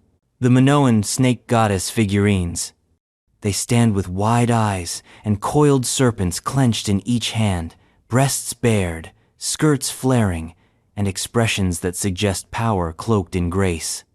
The Minoan snake goddess figurines, unearthed from the palace at Knossos and other Cretan sites, are some of the most iconic and confounding symbols of ancient religion. Crafted around 1600 BCE, they seem to scream divinity. But what exactly are we looking at? Are they deities? High priestesses? Ceremonial dancers frozen mid-ritual? Scholars are divided. What's clear is that these figurines weren't toys or idle decorations. They were found in sanctuaries, surrounded by offerings. Their snakes, a universal symbol of fertility, renewal, and the underworld suggest a connection to life, death, and rebirth. But the women holding them? They wear intricate layered skirts, tight bodices, and stylized headdresses, all indicative of elite status or ceremonial significance. Some interpret them as representations of a Mother Goddessa fertility figure tied to the earth and its cycles. Others see a dual role, priestess as avatar, performing rites and embodying divine forces. Then there's the possibility that they're not goddesses or humans at all, but archetypal symbols made flesh and ceramic. What complicates the picture is the lack of written explanation. Linear A, the Minoan script, remains undeciphered. So we don't know what the Minoans called these figures. We don't know their prayers, their chants, their rites. All we have is posture, style, and context, and a few fragments of ritual vessels nearby. The power in their pose, the defiance in their eyes, the very snakes they brandish like extensions of will, this was no ordinary art. This was worship, or theater, or power ritualized in clay. But from the charged symbolism of Crete, we leap to the brutal efficiency of Roman warfare, where engineering wasn't just for aqueducts, but for siege machines capable of tearing cities apart. Yet even now, much of that genius is gone. The lost knowledge of Roman siege warfare engineering. The Roman military machine was built on logistics, discipline, and ruthlessness. But behind the gleaming armor and marching formations was something more precise: siegecraft. Rome's engineers could reduce fortified cities to rubble, often faster than their enemies could mount a defense. Towers, rams, catapults, tunnels, platform siege, a cog in the empire's iron appetite for conquest. And yet, for all our admiration of Roman engineering, much of their siege technology has disappeared from the historical blueprint. Descriptions exist, scattered in texts like those of Vitruvius and Vegetius, but the details are vague. What materials were used? What ratios of wood, rope, and counterweight achieved optimal force? How did they construct massive siege towers in days, under enemy fire, and push them uphill? Some reconstructions have been attempted: ballistae, onagers, even full-size siege towers, but many are based on speculation. The true mechanics, especially for the largest, most complex machines, remain uncertain. Romans could breach walls that modern reconstructions fail to crack. What gave them that edge? Then there are the underground siege tactics: tunneling under walls, collapsing foundations, sometimes even filling tunnels with combustibles to create fiery implosions. But how did they calculate the right depth? How did they prevent cave-ins, especially with limited tools? We found remnants, collapsed tunnels, scorched wall bases, projectile heads, but the full designs, the math, the engineering principles, gone. It's as if the Romans knew they were building for one-time use. Once the city fell, the machine didn't matter. It was burned, broken, forgotten. And now, from the smoke of siege fires to the deserts of Peru, we turn to a culture with a very different approach to the human body, displayed not in honor, but in eerie silence. Heads, taken and kept, not as trophies of war, but for reasons that blur the line between reverence and horror. The Nazca, trophy heads, ritual purpose. In the dry, unforgiving coastal plains of ancient Peru, where the famous Nazca lines stretch across the desert like ghostly runes, archaeologists have uncovered something far more macabre than geoglyphs. Dozens of human skulls, cleanly severed, eyes, sockets often intact, mouths stitched shut, drilled with holes through the forehead. These aren't battlefield leftovers. They're trophy heads ritually prepared and preserved by the Nazca civilization. Unlike typical war trophies, Nazca trophy heads weren't discarded or displayed on stakes. They were kept, hung from cords, buried in ceremonial pits, included in grave offerings, sometimes even turned into wearable objects. Some are elaborately decorated, suggesting they were revered. Others bear signs of being worn or carried over long periods. But why? Theories abound. Some say they were war trophies, taken from enemies to demonstrate power. But this doesn't explain why so many of the heads seem to belong to members of the same cultural group or even the same communities. Others believe the heads were part of agricultural fertility rite symbolic offerings to ensure crops, rainfall, and balance with nature.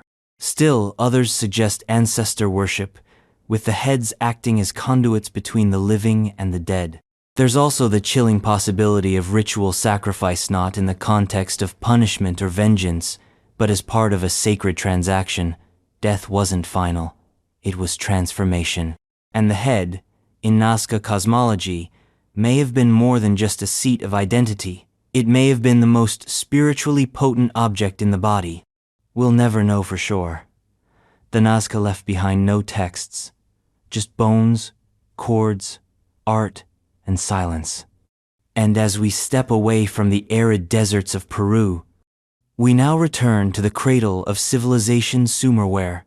Stories were not just written, but rolled onto clay, and every inch of them bursts with a narrative we still can't fully untangle. The ancient Sumerian cylinder seals depicted narratives.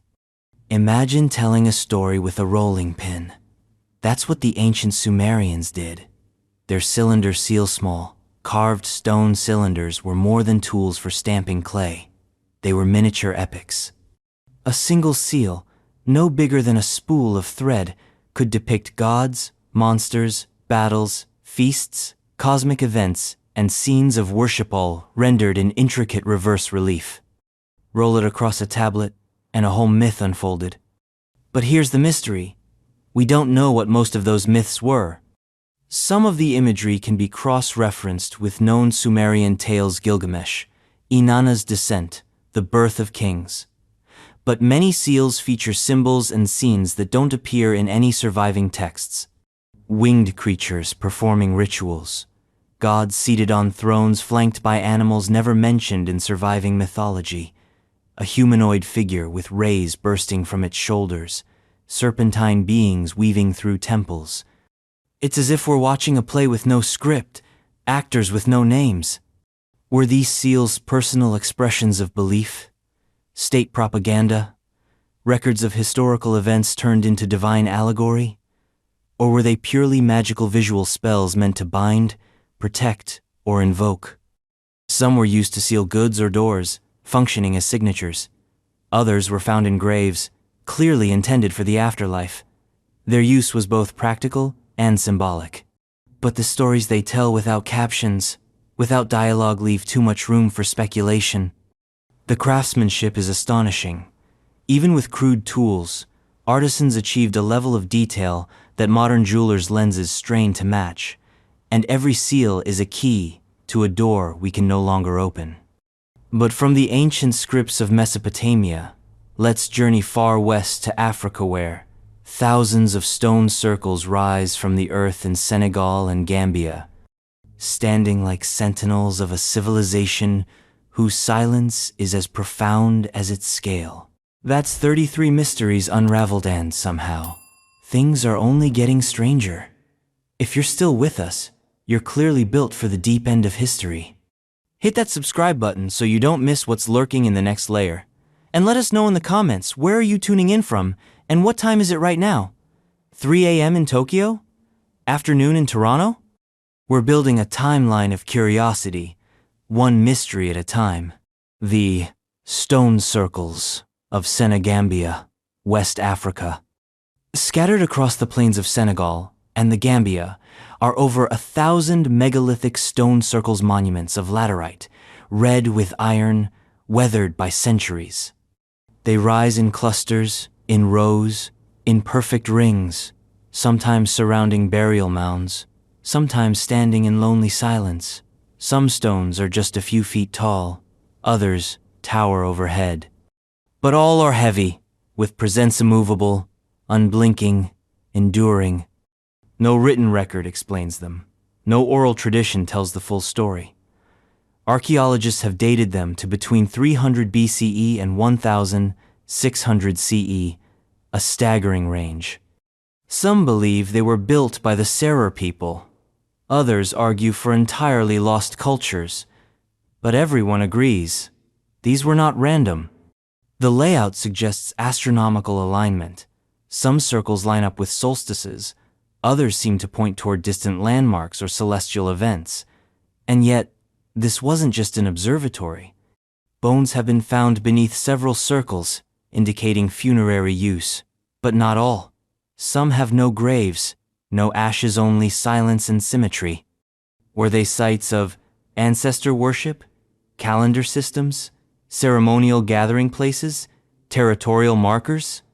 Some believe the effort to quarry, transport, and arrange these stones implies a powerful organizing force, kings, shamans, or religious orders directing large labor forces.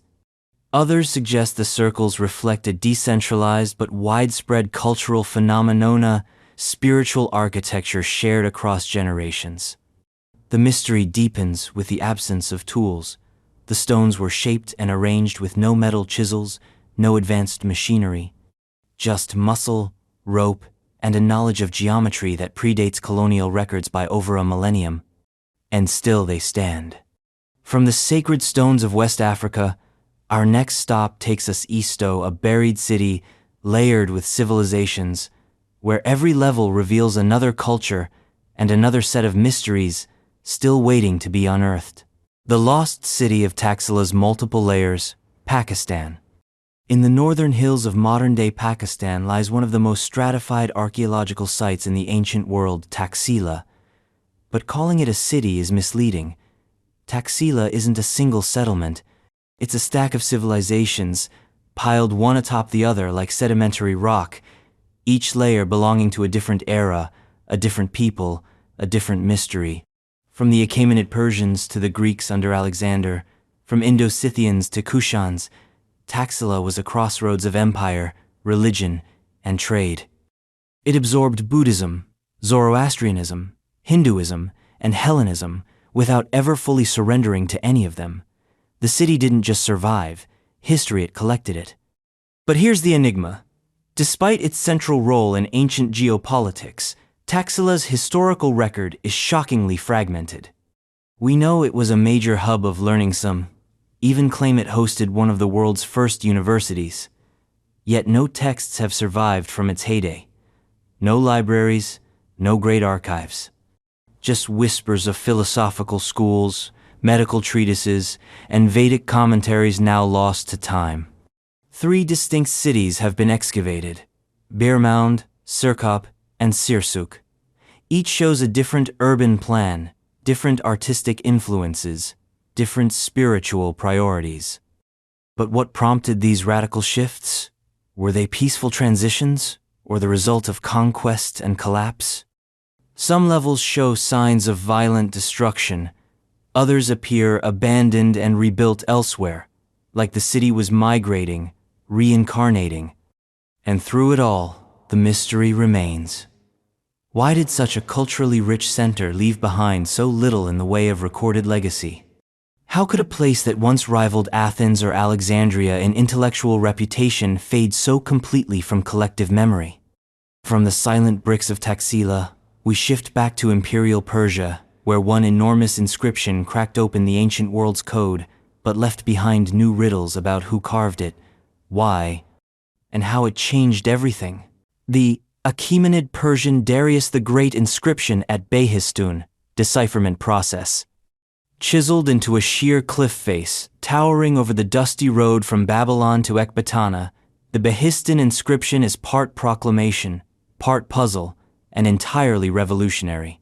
Commissioned by Darius the Great around 520 BCE, This multilingual monument unlocked the key to deciphering cuneiform doing for ancient Mesopotamia, what the Rosetta Stone did for Egypt. But for all its linguistic value, the story of its creation and the reasons behind its layout remain steeped in mystery. The inscription itself is enormous, a life-sized relief of Darius, his foot on a defeated foe, surrounded by 11 shackled rebels, all under a canopy of gods. Beside and beneath this sculpted theater are columns of text written in 3 languages: Old Persian, Elamite, and Babylonian. It's a declaration of legitimacy, a royal manifesto, a message to the known world.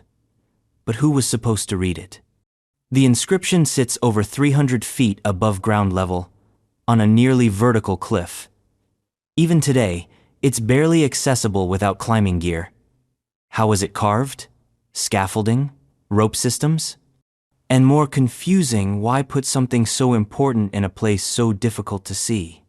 Some historians believe the location itself was symbolic a sacred site, or perhaps a place chosen to endure. Others suggest it was a power move, a divine message broadcast to the heavens and the gods rather than to mortals, but the logistics remain baffling. Ancient Persian engineers must have worked with tremendous skill and coordination to etch those precise lines into hard limestone at such heights. And though it helped modern scholars unlock forgotten languages, the full symbolic and political depth of the Behistun inscription continues to unfold. It was a declaration of power, but also a code, one still yielding secrets 2 millennia later. Now, from mountainous declarations to mountaintop defenses, we head to Iron Age Britain, where massive hill forts once stood as tribal strongholds, but whose social workings remain hidden beneath their ancient, grass-covered walls. The prehistoric hill forts of Britain, social structure. Dotting the highlands and ridges of Iron Age Britain are the remains of hill forts, some small and strategic, others vast enough to house entire communities. These weren't castles, not in the medieval sense. They were enclosures, complexes of ditches, ramparts, and wooden palisades built to control, defend, or perhaps even perform society. And while we can map their walls and trace their boundaries, what happened inside them is still largely a mystery. Were they permanent settlements or seasonal refuges? Did they house warriors, chiefs, farmers, or all 3? Some show signs of intense occupation: post holes for roundhouses, evidence of craftwork, grain storage, and livestock pens. Others seem more like symbols of status or ceremonial gathering spots, forts that weren't meant to be used in war but to be seen. Then there's the social structure. Excavations reveal a wide range of artifacts, pottery, metalwork, imported goods, suggesting trade and hierarchy. But the absence of written records makes it impossible to know how these societies were organized. Were they ruled by kings, councils, druids?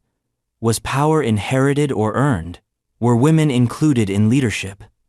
There's also the unsettling matter of violence. Many hill forts show signs of attack-burned ramparts, smashed tools, hastily abandoned belongings. But others show none, suggesting alliances, diplomacy, or even spiritual use. Perhaps the line between defense and display wasn't so clear-cut. Perhaps the hill forts were both fortresses and theaters of social life. They loom over the landscape like ancient question, marxulent but stubborn. And as we descend from these earthen battlements, we find ourselves in the warm, mineral-rich waters of the Roman Empire, where the healing power of spas might have masked rituals far stranger than simple bathing. The Roman spas and healing rituals. To the Romans, bathing wasn't just a habitat, it was a lifestyle, a philosophy, even a performance. The empire's spas were architectural wonders: soaring arches, heated floors, marble pools, mosaics underfoot. Places like Bath in Britain, Baiae in Italy, and Aquae Sulis were more than public hygiene stations. They were temples of health, leisure, and possibly magic. And yet, buried within the steam and sophistication of Roman spas, lies a mystery that still simmers. What, exactly, happened during those healing rituals? We know the basics. Romans believed in the therapeutic power of mineral waters. They categorized spring shot, cold, sulfur-roused and assigned them to ailments. But archaeological evidence suggests something more esoteric at work. At sites like Bath, inscriptions to deities such as Sulis Minerva reveal a fusion of Roman and local beliefs. People didn't just bathe, they prayed, cursed their enemies, and made offerings. Coins, figurines, cursed tablets all tossed into sacred pools. Were these acts of desperation, faith healing, magic? Some spa complexes contain altars, niches for idols, and ritual basins, hinting at ceremonies beyond the physical. Others have eerie underground chambers, possibly used for dream incubation or even initiatory rites. There's evidence of musical instruments, aromatic oils, and trance-inducing environments. Combine heat, scent, water, and sacred space, and you don't just get a spa, you get a ritualized healing theater. But there are no manuals, no priestly records. The line between medicine and mysticism was fluid, and the Roman mind didn't always separate the two. We're left with slippery symbols, sacred steam, and the sense that the Roman spa was more than a bathhouse. It was a liminal space where gods could be petitioned and fate itself might be rewritten. And while Romans bathed in mystery, the Egyptians built vessels to sail it, crafting enormous seagoing ships whose construction techniques are as elusive as the waves they once conquered. The lost knowledge of ancient Egyptian boat construction, large ships. The Nile was Egypt's highway, lifeline, and spiritual artery. But beyond its fertile banks, the ancient Egyptians also sailed into the open sea, raiding with Byblos, Punt, and possibly lands even further afield. How? With ships so large, so advanced, they astonished their neighbors. But today, those seagoing giants are more myth than blueprint. The techniques used to build Egypt's massive ships have vanished, leaving behind only fragmentary evidence and tantalizing puzzles. Ancient reliefs show enormous vessels, multi-decked ships with sails, oars, and sometimes cabins. The famous depiction of Hatshepsut's voyage to Punt reveals ships that, by modern standards, should not have worked yet apparently did. Some were over 100 feet long. That's not river traffic. That's blue water navigation. So how were they built? Most surviving Egyptian boats are rivercraft, papyrus skiffs, wooden barges lashed with rope. But the sea vessels must have required more stronger hulls, advanced joinery, and methods for handling open ocean stress. Yet no complete seagoing ship from ancient Egypt has ever been found. The few remains like timbers buried near the pyramids suggest advanced mortise and tenon joints, internal ribs, and possibly even waterproofing techniques. But the full process? Lost. Did they use cedar from Lebanon? How did they transport such massive timbers? What kind of tools shaped them? Some scholars propose modular construction. Others think sacred shipbuilding knowledge was confined to elite guildsherd orally, never written. And there's another layer, spiritual significance. Boats weren't just transport, they were cosmic vessels. Solar barks ferried gods across the sky. Pharaohs journeyed through the underworld by ship. So it's possible that technical knowledge was embedded within ritual, never meant to be dissected or documented. They built them. They sailed them. But how? We're still adrift. From the sea's unknowable depths, we move to a single knot of roped by legend, severed by sword, and forever tangled in the mythos of power. The Gordian knot legend, origin and meaning.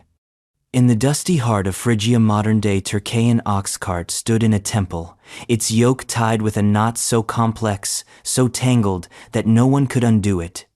It wasn't just a trick, it was prophecy. The legend of the Gordian knot claimed that whoever unraveled it would rule all of Asia. Then came Alexander the Great. You know the story. The young Macedonian approaches the knot, studies it, then, in a flash of either genius or brute, force-draws his sword and slices it clean through. Prophecy fulfilled. Empire incoming. But here's the riddle. What was the knot, really? Was it a real challenge, a symbolic puzzle, or pure invention? And what did it mean to untie it? Some scholars believe the knot was a complex nautical binding, perhaps a symbolic trap designed to test a king's cleverness. Others argue it was a ritual object, possibly a religious symbol, and cutting it was sacrilege, a bold act of defiance against tradition. Still others suggest the entire episode was apocryphal, invented by later historians to mythologize Alexander's conquest. There's also the cart. What was it doing in a temple? Why was the knot so important that oracles assigned it destiny-altering power? Regardless of the knot's physical nature, its symbolic meaning is undeniable. Alexander's act redefined success not by solving a problem within its rules, but by transcending them. He didn't play the game. He broke it. And so the Gordian knot survives not just as an object, but as an idea of audacity, destiny, and the eternal tension between complexity and clarity. Now, from tangled cords of fate, we pivot south to Nubia, where pyramids rise in desert silences smaller than Egypt's, but filled with mysteries that stand just as tall. The ancient Nubian pyramids, differences from Egyptian. In the golden sands of modern-day Sudan, far south of the famous Giza Plateau, rise the pyramids of Nubia, sleeker, steeper, and far more numerous than their Egyptian cousins. At sites like Meroe and Napata, over 200 pyramids pierce the sky in tight clusters, built by the rulers of the Kingdom of Kush. But for all their grandeur, the story of these pyramids remains murky, tangled in questions of identity, influence, and lost cultural memory. The first mystery is their shape.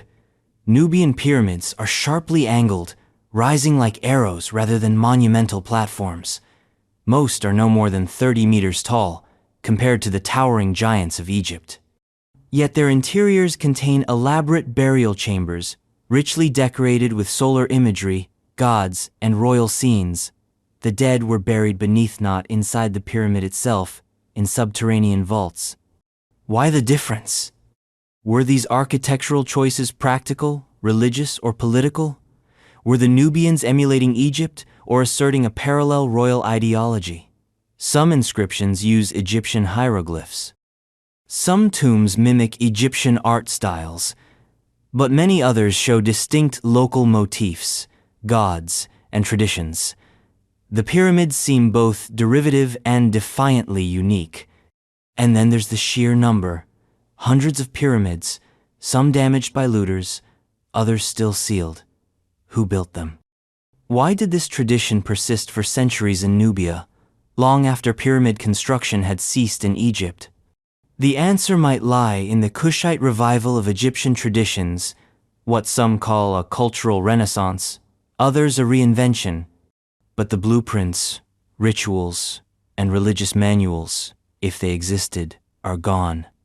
Only the stone remains. And if mystery can be carved in rock, it can also be etched in spirals like those swirling deep inside an Irish tomb, aligned to the sun, yet pointing to something far more cosmic than seasonal light. The megalithic stone carvings of Newgrange, Ireland. Before the pyramids, before Stonehenge, there was Newgrange. Rising from the rolling hills of the Boyne Valley in Ireland, this Neolithic passage tomb is over 5,000 years old. It's older than writing, older than most of what we call civilization. And its massive stone slabs are covered in swirling, hypnotic carving spirals, lozenges, chevrons, and concentric circles that dance across the surface like a visual incantation.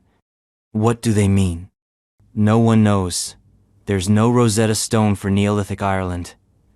No myths or sagas survive from the time of Newgrange's builders. But the carvings aren't random.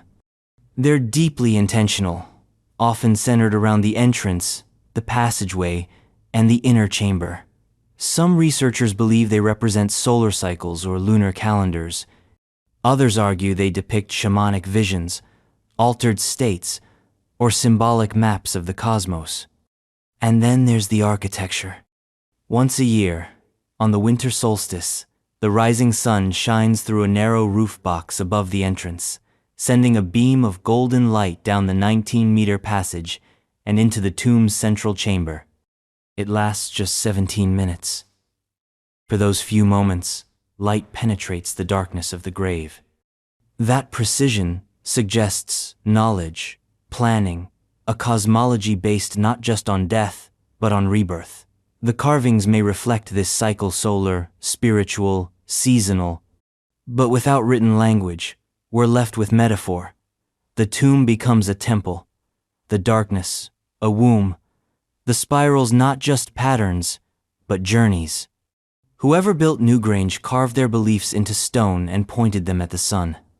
Now, from Ireland's sacred geometry, we turn to the pottery-strewn shores of empire, where trade and wine flowed freely in vessels whose contents tell a story we're still trying to decode. The Roman amphorae, contents and trade routes.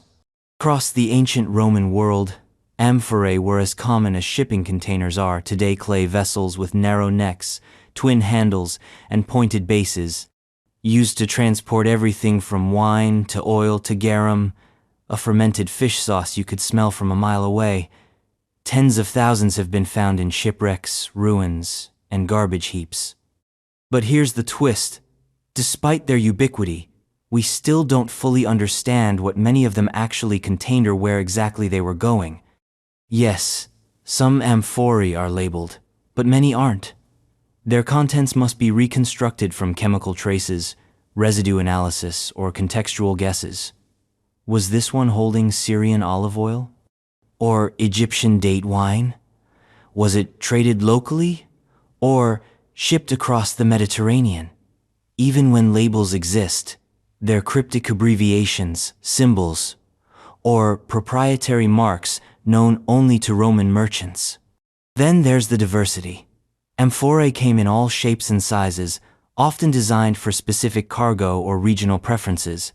Some were long and thin for stacking efficiently on ships. Others were squat and wide for stability. The variation itself maps trade routes, but not with GPS clarity. It's more like decoding a puzzle scattered across 1,000 sunken hulls. The amphora also had a second life. Once emptied, it could be reused, discarded, or ritually buried. At Monte Testaccio in Rome, a hill made entirely of broken amphorae shards rises like a silent monument to the empire's logistical prowess. But even here, the full picture of what moved through Roman veins, goods, spices, oils, and wine is fragmentary. In every amphora is a story of trade, of taste, of empire. And next, from silent pots to towering stone cities, we venture into the American Southwest, where the Anasazi built structures so massive and mysterious that their true function still defies explanation. The Anasazi, great houses, purpose. Scattered across the stark landscapes of Chaco Canyon in what is now New Mexico are massive stone structures. Great houses built by the ancestral Puebloans, often referred to by the older name Anasazi. These were not mere dwellings. They were architectural feats. Multi-story complexes with hundreds of rooms, precisely aligned with celestial events, constructed with a level of engineering that challenges everything we assume about pre-modern North American societies. And yet, we don't really know what they were for. Great houses like Pueblo Bonito, Chetro Kettle, and others are too large to have been simple residential homes. Some had more than 600 rooms, but very few hearths, suggesting they weren't densely inhabited. Their construction involved hauling thousands of tons of sandstone, timber, and mortar across arid terrain without the wheel or pack animals. This was coordinated effort on a staggering scale. So what was the purpose? Theories abound. Some believe they were ceremonial places where people gathered seasonally for rituals, trade, and governance. Others suggest they were elite residences, built for religious or political leaders who controlled resources and information. There's also evidence of astronomical alignments, windows framing solstices, walls pointing to lunar extremes, implying deep cosmological intent. But for every clue, there's a contradiction. Storage rooms contain exotic goods turquoise, macaws, cacao, yet very few everyday items. Human remains are rare and often show signs of high-status burials, not community life. It's as if the great houses were less about living and more about meaning. Chaco's great houses may have been temples, palaces, or both, or something entirely alien to our modern categories.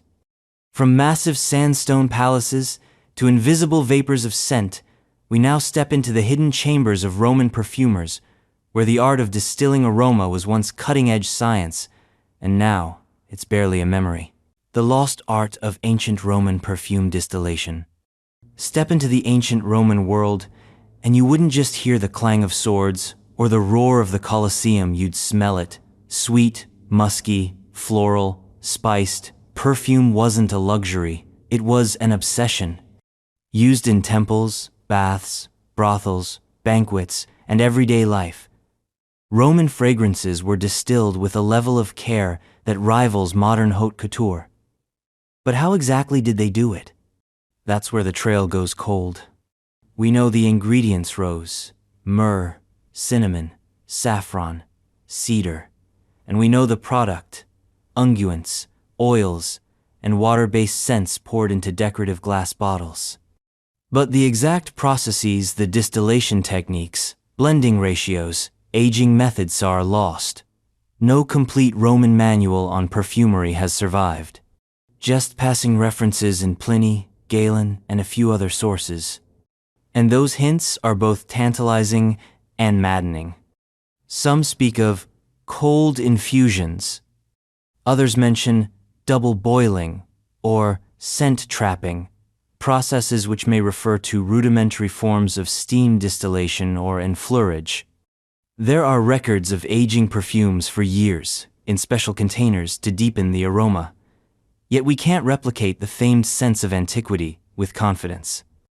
Even the tools have disappeared.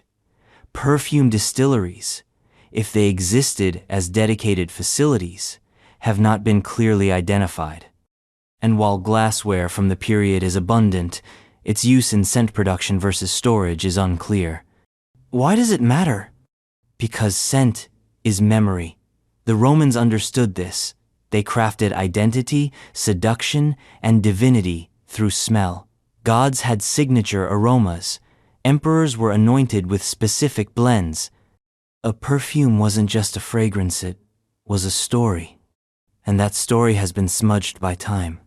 Now, from the olfactory arts to water management on a mountain throne, we return to Urartuware, channels and canals carved through stone whisper of a hydraulic genius we still haven't fully decoded. The Urartian water management systems. High in the mountains of the Armenian highlands, where the kingdom of Urartu carved cities into rock and crowned their strongholds with fortress walls, another marvel lies buried not in temples or tombs, but in the earth itself. A vast and intricate system of canals, reservoirs, and aqueducts that brought life to one of the harshest environments in the ancient Near East. Urartian water management was not just practical, it was visionary. They redirected rivers, carved tunnels through rock, and constructed reservoirs so precisely engineered that some still function today. The system transformed arid highlands into fertile lands, feeding cities, irrigating crops, and sustaining military outposts in terrain most empires would have deemed inhospitable. But how did they do it? Without modern surveying tools, without pumps, without even an extensive written engineering tradition, the Urartians mastered hydraulics. Some of their canals stretch for tens of kilometers, maintaining perfect gradients over rough terrain. Others disappear underground, suggesting knowledge of pressure systems and gravity-fed designs that rival Roman aqueducts centuries before Rome even rose.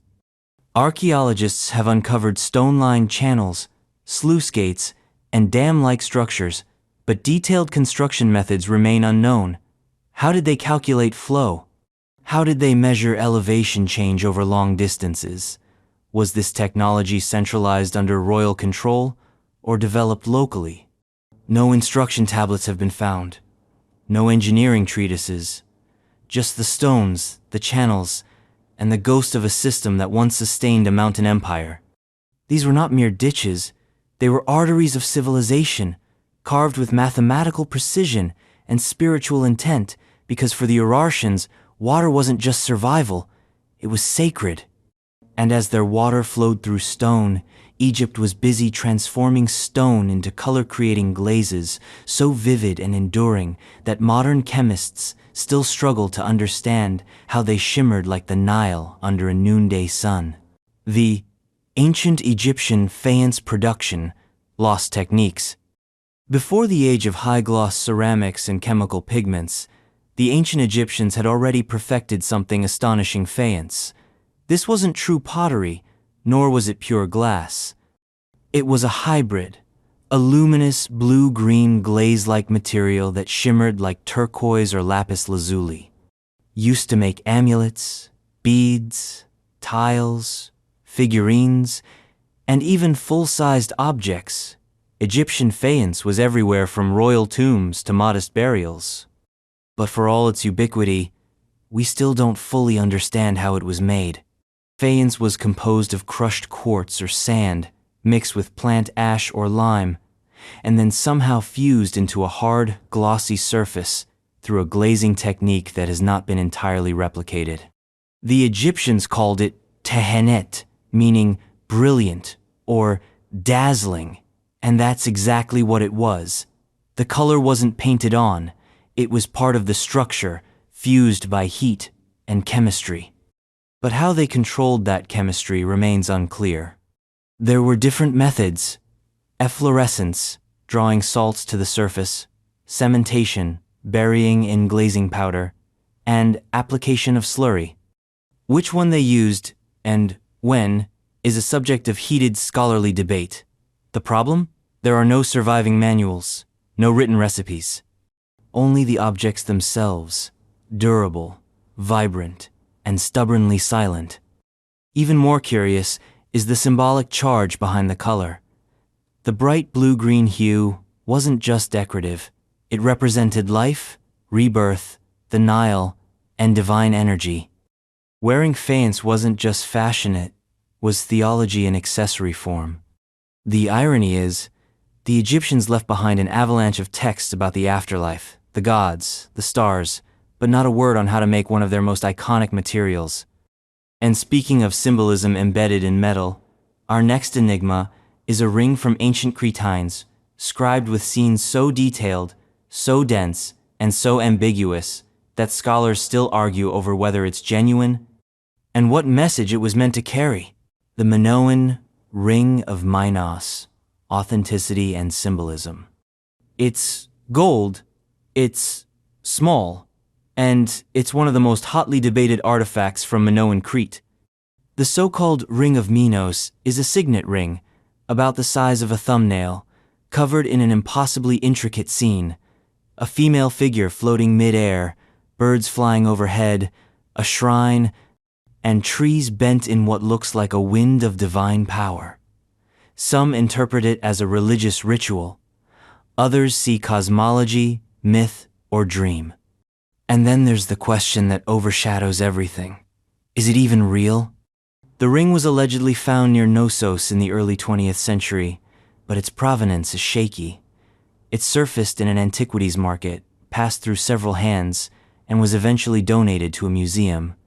Some scholars champion it as a genuine Minoan artifact, a rare glimpse into the symbolic world of an undeciphered civilization.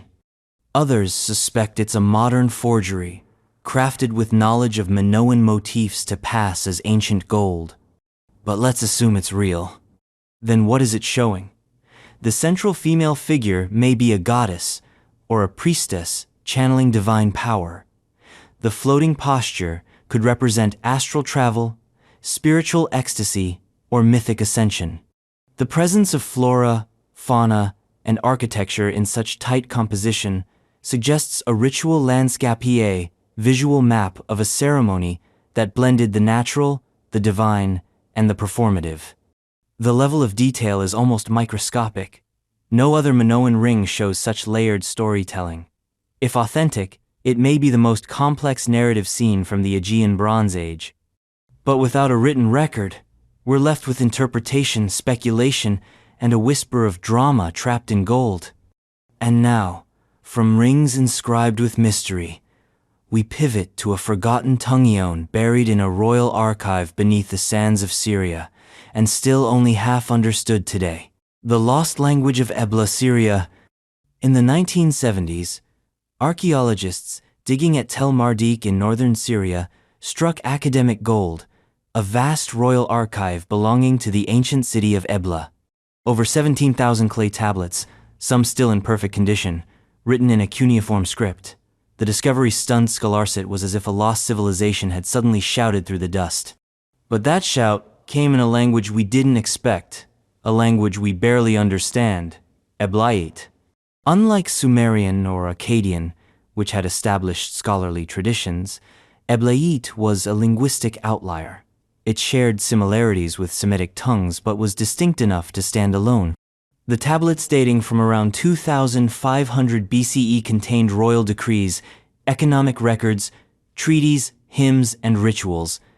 They revealed a rich, cosmopolitan culture. A city that traded with Egypt, battled with Mari, and even preserved versions of myths familiar from later Mesopotamian literature. But deciphering Eblaite has proven to be a long, winding road. Progress has been made thanks to bilingual texts and repeated phrases, but many tablets remain cryptic. The grammar is slippery, the vocabulary often unique. And context doesn't always help. Some tablets seem to list mundane goods, while others launch into poetic invocations of gods we've never heard of elsewhere. Then, there's the mystery of why the language disappeared. After Ebla was sacked, the language faded almost instantly. No successors, no dialects, just silence. What we have is a snapshot of frozen moment in linguistic evolution, a tongue spoken by scribes, merchants, kings, and priests, now locked in baked clay. We can read parts of it, enough to tease stories from the past, but the full voice of Ebla still whispers behind a veil we haven't quite lifted. And next, we march down Roman roads so straight, so precise, that even satellites marvel at their symmetry. But what tools made that possible?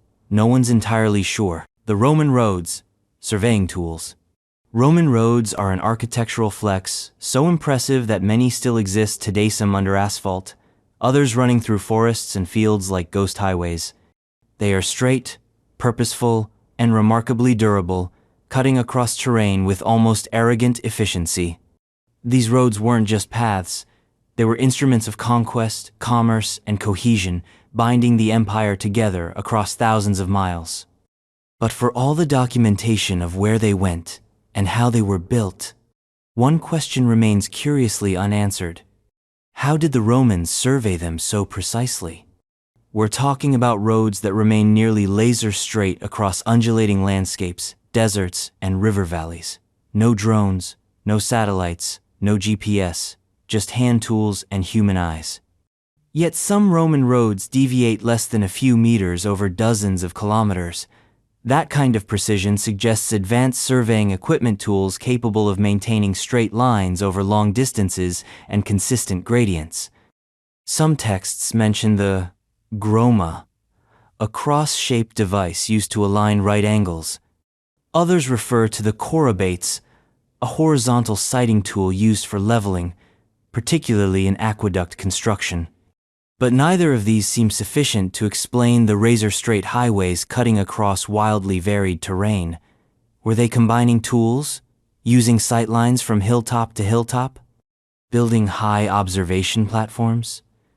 Did they employ techniques we've simply lost to time? What's more baffling is the scale and uniformity.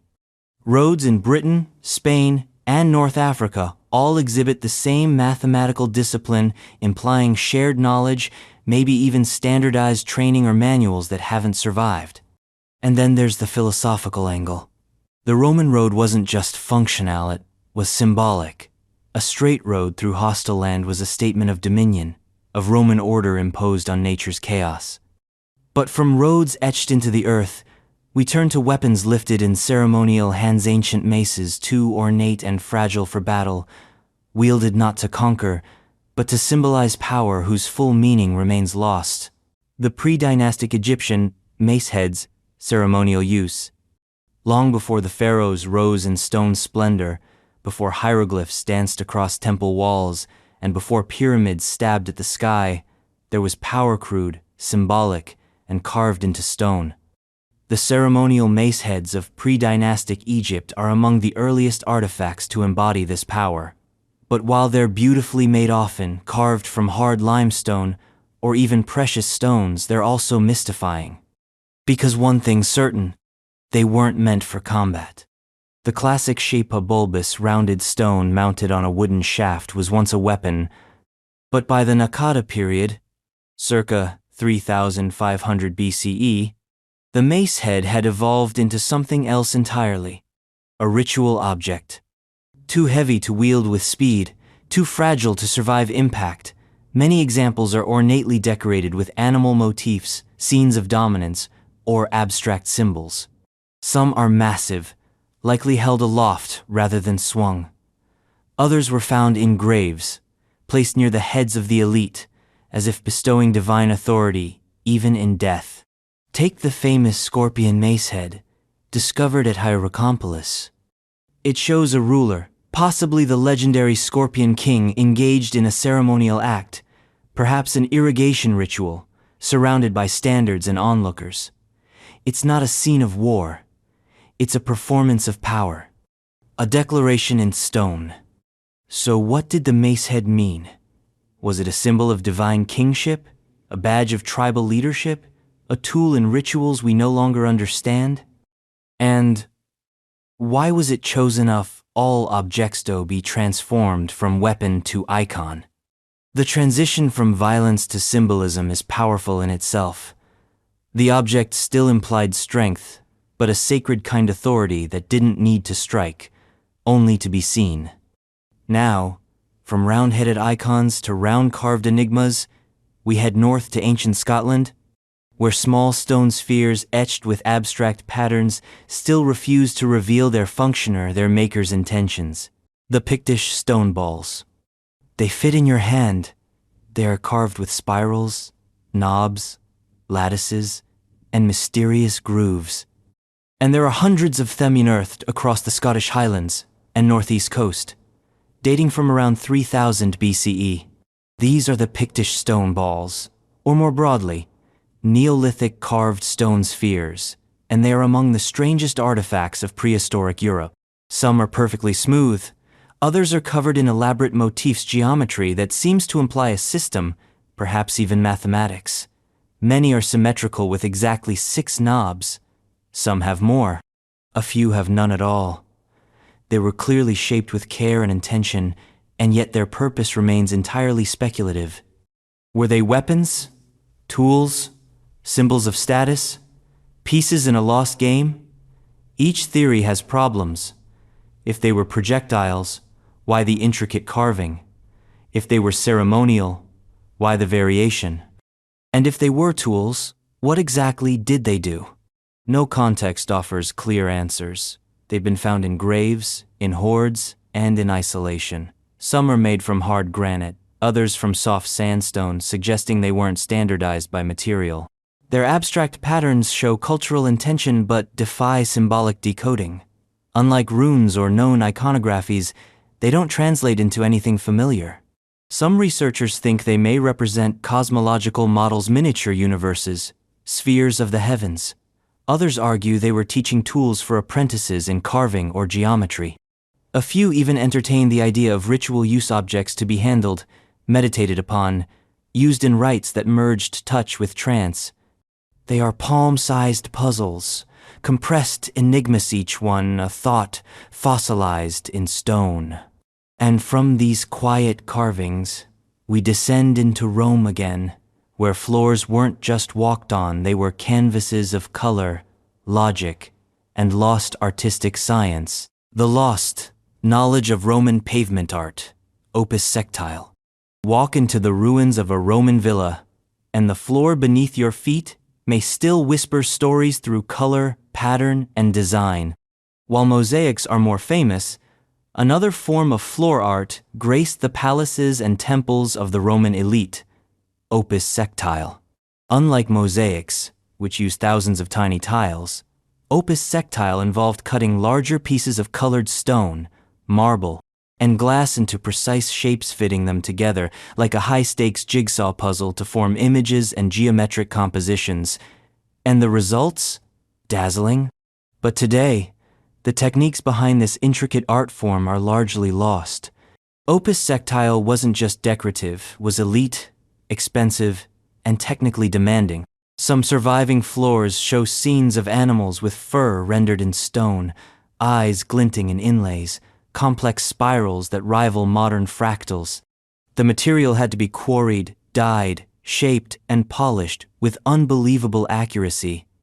And yet, we have no surviving manuals, no workshops fully preserved, no step-by-step process that explains how they achieved such mathematical elegance using only ancient tools. How did they shape stone so finely? What tools did they use to get perfect curves and tight seams? How were the sections joined without cracking under pressure or shifting over time? Even with modern equipment, reproducing opus sectile at Roman quality is difficult. Some speculate the knowledge was held in artisan guilds, transmitted orally or through master-apprentice traditions. Others believe the techniques were passed along families, tightly guarded secrets, lost as patronage faded and empires fell. What remains are the floor-silent, beautiful, unsolvable. Each fragment is a memory of a floor once walked by emperors, philosophers, and generals. From sacred geometry underfoot, we rise into the walls of tombs where doors carved into stone were never meant to open in this world, but in the next. The ancient Egyptian false doors, ritual purpose. Step into an Egyptian tomb, and you may encounter a door, solid, unmoving, carved directly into the stone wall. It looks like an entrance complete with lintel, jambs, and sometimes even a knocker.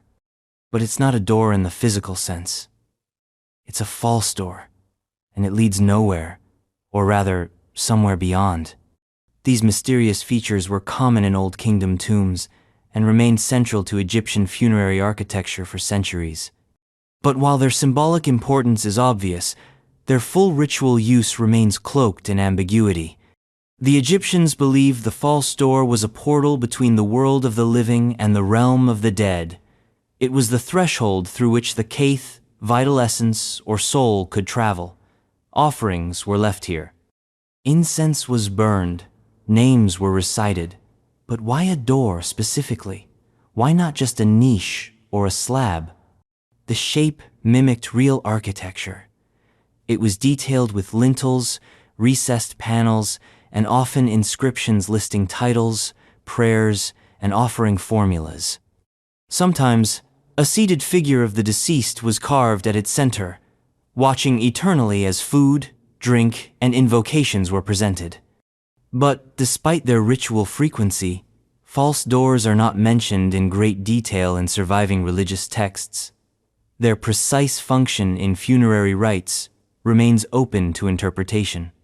Were they symbolic interfaces for the spirit to absorb offerings, focal points for priestly ceremonies, or actual conduits believed to transmit essence or prayer through carved stone? Whatever their purpose, they were sacred. Damaging a false door was believed to spiritually harm the deceased. And in some tombs, multiple false doors were installed facing different directions, possibly to connect with different cosmic realms. And as the soul traveled through stone portals, another kind of passage may have unfolded on a different island built not for the dead, but perhaps for something far darker: human sacrifice. The Gantiha temples, human sacrifice evidence. On the island of Gozo, Malta, stand the Gigantija temple's massive stone structures older than the pyramids in Stonehenge. Their name, from Maltese folklore, means belonging to the giants, and standing before them, it's easy to see why. Enormous megaliths, some weighing over 50 tons, form curved walls and oval chambers. These temples are among the oldest freestanding buildings in the world, but their purpose? Still hazy. Worship, yes. Rituals, certainly. But there's one unsettling theory that refuses to go away: human sacrifice. Animal bones have been found in abundance: cattle, sheep, pigs often burned, butchered, and deposited in patterns that suggest ceremonial feasting or offering. Altars stained with ash, oracles, and hearths. But mixed among these animal remains, in some cases, are fragments of human bone. Not enough to say conclusively that human sacrifice was practiced, but enough to raise eyebrows. Were these rare burials, mistaken identifications, or were humans part of the ritual menu offered up to unseen deities as part of seasonal or agricultural rites? The temple's layout doesn't help resolve the mystery. Multiple apses, complex corridors, and acoustically potent chambers suggest performance ritualistic choreography in stone. Echoes bounce in unnatural ways. Light slants dramatically through doorways. It feels designed for effect, awe, and perhaps fear. And yet, there is no writing, no mythology, no clear iconography. Just bones, stones, and the shape of the silence they leave behind. From possible blood rites on a Mediterranean isle, we head back to the pyramids, where narrow shafts snake through stone, aim not at tomb robbers, but at stars. Or maybe something even more cosmic. The Great Pyramid, shafts to stars, constellations. Hidden deep within the heart of the Great Pyramid of Giza, beyond the massive limestone casing and intricate corridors, are a set of slender, slanted shafts so narrow they wouldn't fit a human body, and so deliberately angled they clearly weren't structural. These so-called air shafts extend from the king's and queen's chambers, rising through the stone and piercing outward toward the sky. For decades, they were dismissed as ventilation ducts, but then came the astronomical alignments, and the mystery deepened. In the 1960s and 70s, researchers noticed that the shafts, when projected into the sky, pointed toward specific constellations, at least, as they would have appeared during the time of the pyramid's construction. The southern shaft of the king's chamber, aligned with Orion's belt, the northern shaft, toward the circumpolar stars.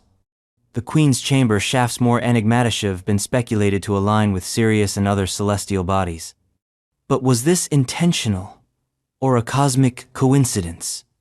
If intentional, then the implications are staggering. It suggests the ancient Egyptians engineered the most massive stone structure on Earth, not just as a tomb, but as a machine for the Sula vessel to launch the pharaoh into the afterlife via stellar pathways. Orion was associated with Osiris, god of the dead. Sirius was linked with Isis. The stars weren't just pinpricks in the sky, they were gods, destinations, doorways. Yet no ancient text from the pyramid builders clearly explains these shafts. They're not functional tunnels. They're not decorative. And in at least one case, the shaft doesn't even exit the pyramid, just ends in stone, like a symbolic line. They aimed the soul at the stars, but left us grounded, staring up in confusion. And while these channels shot upward, polished metal on Roman vanities reflected face-sand, perhaps, a lost art of perfecting a mirror we still can't quite replicate. The lost knowledge of Roman metal mirror polishing. Imagine staring into your reflection 2,000 years agonized in glass, but in a disk of polished bronze or silver.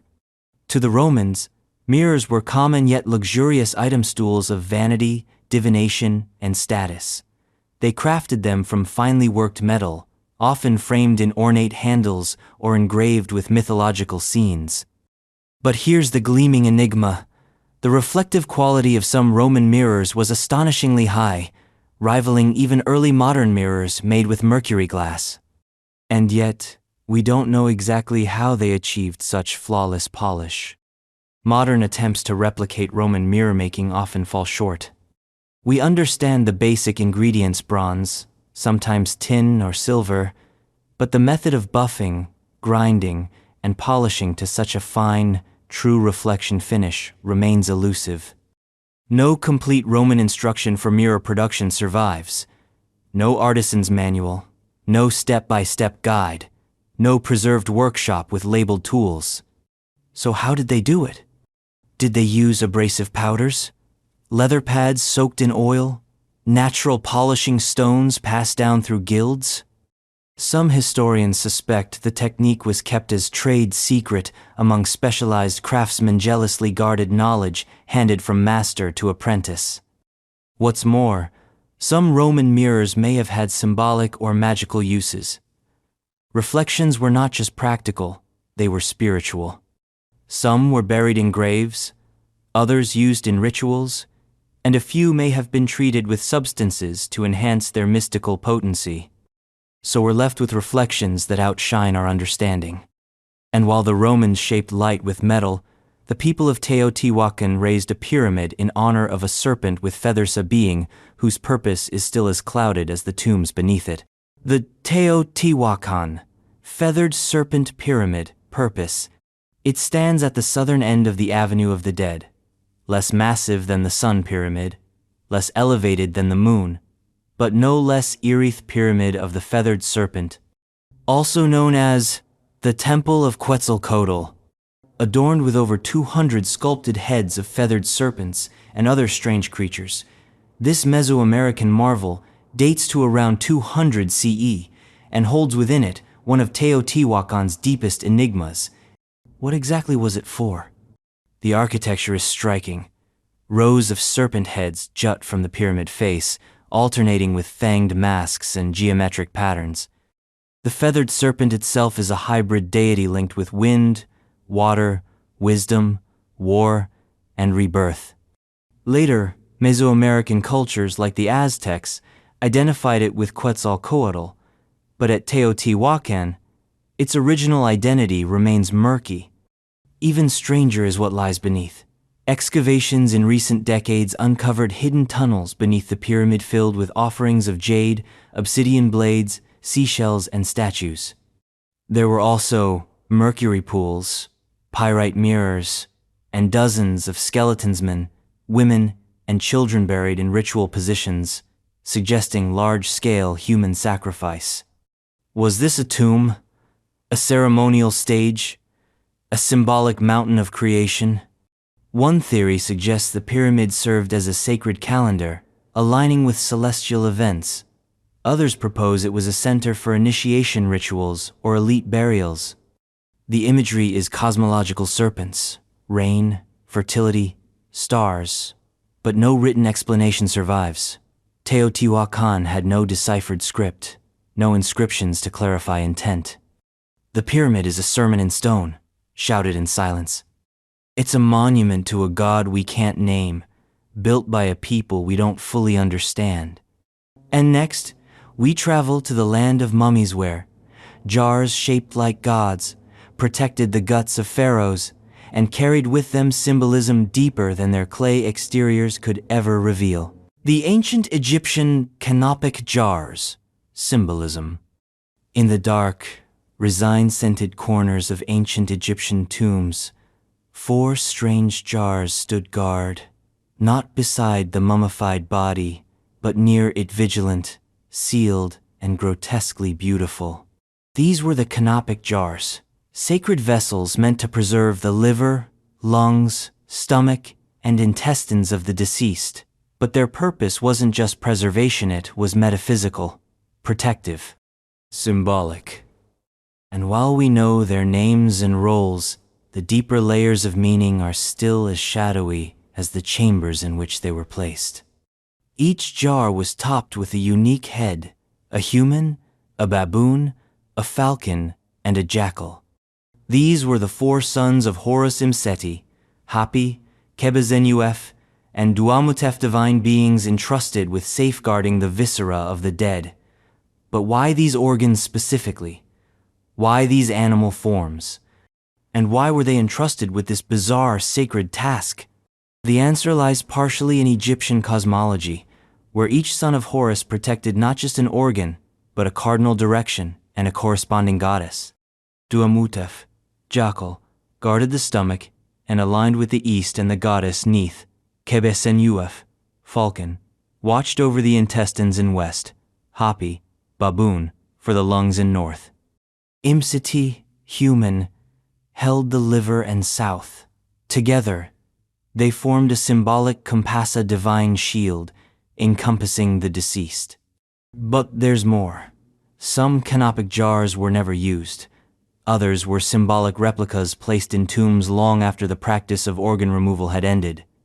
Some sets feature two heads of the same god. Some are empty.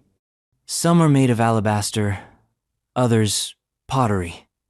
The rules, it seems, were flexible or lost. They weren't just containers, they were soul anchors, magical security systems coated in clay. And now we move from preserving death to preserving ice in the deserts of Persia, where monumental structures made of mud once stored winter inside summer and defied the laws of thermodynamics without electricity. The lost knowledge of Persian ice houses, yakhchals.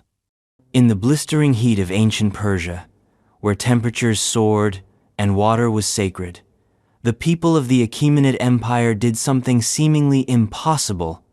They built domed, mud brick structures called yakhchals, literally, ice pits that stored ice through the searing summer. No electricity, no refrigeration, just geometry, material science, and a touch of ancient genius. How exactly they pulled this off is a mystery that modern engineers still marvel at. From the outside, a yakhchal resembles a beehive-shaped dome, often reaching over 60 feet in height. Inside, a deep pit, insulated by thick walls, held blocks of ice harvested in winter or brought from nearby mountains. But these weren't just big freezers. They were passive cooling machines, using a combination of thermodynamics, evaporation, and clever airflow to maintain sub-zero temperatures. Some were connected to subterranean aqueducts called qanats, which channeled cold water into the ice chamber. Others had carefully oriented ventilation shafts, allowing hot air to rise and cool air to circulate. The walls were made of a special mortar called saruja mix of clay, lime, ash, sand, and goat hair, water-resistant and insulating. But here's where the mystery kicks in. While the structures survive, the specifics of how temperature regulation was maintained, especially in different climate zones, remain elusive. Some yakhchals could reportedly store ice for months. Others even produced ice at night via radiative cooling, channeling nighttime temperatures to freeze water in shallow pools. No complete design manuals have survived, no blueprint-like texts. Just the enduring shells of these ancient fridges, many of which still stand today. From ice domes in deserts, we now shift back to ancient Crete where a mysterious script remains tantalizingly out of reach, encoded into tablets, seals, and fragments that whisper but do not speak. The Minoan, Linear A, cultural context. There it sits, inscribed into clay tablets, etched on libation vessels, carved into seals and rings. Linear A. The script of the Minoan civilization flourished on Crete and other Aegean islands during the Bronze Age. We've cataloged its symbols. We've compared it to other writing systems. We've even transcribed entire tablets, but we still have no idea what it says. Unlike Linear, which was used later by the Mycenaeans and has been deciphered as an early form of Greek Linear, A remains stubbornly unreadable. Its signs are similar to Linear B's, yet the language behind it appears to be unrelated to any known tongue. That means even if we can read the letters, we can't understand the words. This isn't just a linguistic problem, it's a cultural blackout. What were the Minoans writing about? Trade records, rituals, laws, prayers, poetry? Some tablets seem transactional lists of goods, numbers, people. Others could be religious, judging by the objects they were found with, but without even a partial translation, we're left guessing. What's more, the context of Linear A is deeply tied to Minoan identity.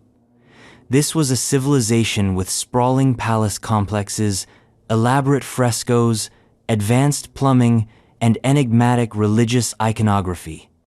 Understanding their script would unlock insight into their governance, economy, gender roles, belief systems, their soul. And then there's the tantalizing possibility. What if Linear A isn't just a precursor to something else? What if it represents a wholly unique language, a branch of human thought with no surviving relatives? A linguistic island, as isolated as Crete itself once was. Until we crack the code, we're peering into a darkened mirror-seeing form, not meaning. Next, we turn to the raw materials of Romano marble, not bronze but concrete, and how it created not just structures, but soundscapes still echoing with mystery. The Roman concrete, acoustic properties. The Romans didn't just build to last, they built to echo. Their temples, baths, amphitheaters, and domes were more than architectural marvels. They were sonic chambers, finely tuned to the human voice. At the heart of these structures was Roman concretiopus caementiciuma, blend of lime, volcanic ash, and stone. It's legendary for its strength and longevity. But there's something else hiding within its mix: mystery. Because somehow, Roman concrete doesn't just support colossal domes like the Pantheonite shapes sound. Walk into the Pantheon today. Speak softly. Your words float upward, curve along the dome, and descend in a murmur across the room. You don't shout, you speak, and the building listens. Roman engineers knew how to manipulate acoustics, but how deeply they understood the science behind it is still up for debate. Some scholars argue it's all intentional: the curvature of ceilings, the porosity of the concrete, the texture of walls, all crafted to reflect and diffuse sound. Others say it was an accident of material choice. But then, why is this sonic clarity so consistent across so many Roman structures? The ingredients of Roman concrete differ by region and use. Some versions were dense and echo-rich, used in basilicas and bathhouses where speeches or music might fill the air. Others were lighter, even bubbly, used in vaults and domes, perhaps to modulate resonance. But no ancient Roman text outlines how they adjusted these mixtures for acoustic effects. It's as if they built with an intuitive understanding, knowing that a whisper could carry farther in the right stone shell than a scream in the open air. And from these echoing halls of empire, we now descend into the underground marvels of Maya engineering, where hidden water systems fed a jungle city not just with life, but with ritual power. The ancient city of Palenque's aqueduct function. Palenque, the jewel of the Maya lowlands, is a city of secrets. Its temples rise like stone flames from the jungle. Its inscriptions hum with myth and history. But beneath the surface, so literally runs one of its most compelling enigmas: a subterranean aqueduct system carved through limestone bedrock, sophisticated, efficient, and, strangely, still not entirely understood. The aqueducts, some hidden beneath major structures like the Temple of the Inscriptions, are narrow and tunnel-like, often less than a meter wide. They channeled water from springs and streams into and through the city, managing flow, reducing erosion, and perhaps doing something more. Some researchers argue that these channels were purely utilitarian, early urban plumbing, designed to prevent flooding in a city built on hilly terrain. But others see more than engineering. They see intention, ritual, cosmology. Water in Maya belief wasn't just hydration, it was a sacred substance linked to the underworld, Xibalba, to gods, to life and death. That the city's most important temple sits atop an underground stream may not be coincidence. It might be design. The flow of water beneath the tomb of Pakal the Great could symbolize the soul's descent into the underworld or its journey into rebirth. Then there's the mystery of the water pressure. One section of Palenque's aqueducts was engineered to create a pressurized spout, essentially an ancient water fountain. Was this for function or for show? A demonstration of divine power? No inscriptions explain it. No comparable system exists in other Maya cities at the same scale. Palenque's water whispered beneath stone, but the secret it carried? That's still buried in the flow. And now we shift from subterranean rivers to ancient lightning, where myth meets metallurgy in the hands of Indian gods, and the thunderbolt itself may have been more than metaphor. The lost knowledge of ancient Indian Vajra, weapons. In Sanskrit, Vajra means thunderbolt. It is the weapon of Indra, king of the Vedic gods, a tool of divine retribution, of cosmic balance, of unstoppable force. But the Vajra wasn't just a literary device. It was an actual object, often depicted in art, often made of metal, sometimes held in ritual and religious ceremonies. And yet, its origins, purpose, and even its reality as a weapon remain suspended between myth and memory. Physically, the Vajra is a short, scepter-like artifact with bulbous ends, often flanked by symmetrical spokes. It resembles a stylized club or double-ended trident. In Buddhist and Hindu tradition, it symbolizes both irresistible force and indestructibility. It's the thunderbolt and the diamond. But was it once more than a symbol? Was the Vajra ever a functioning weapon?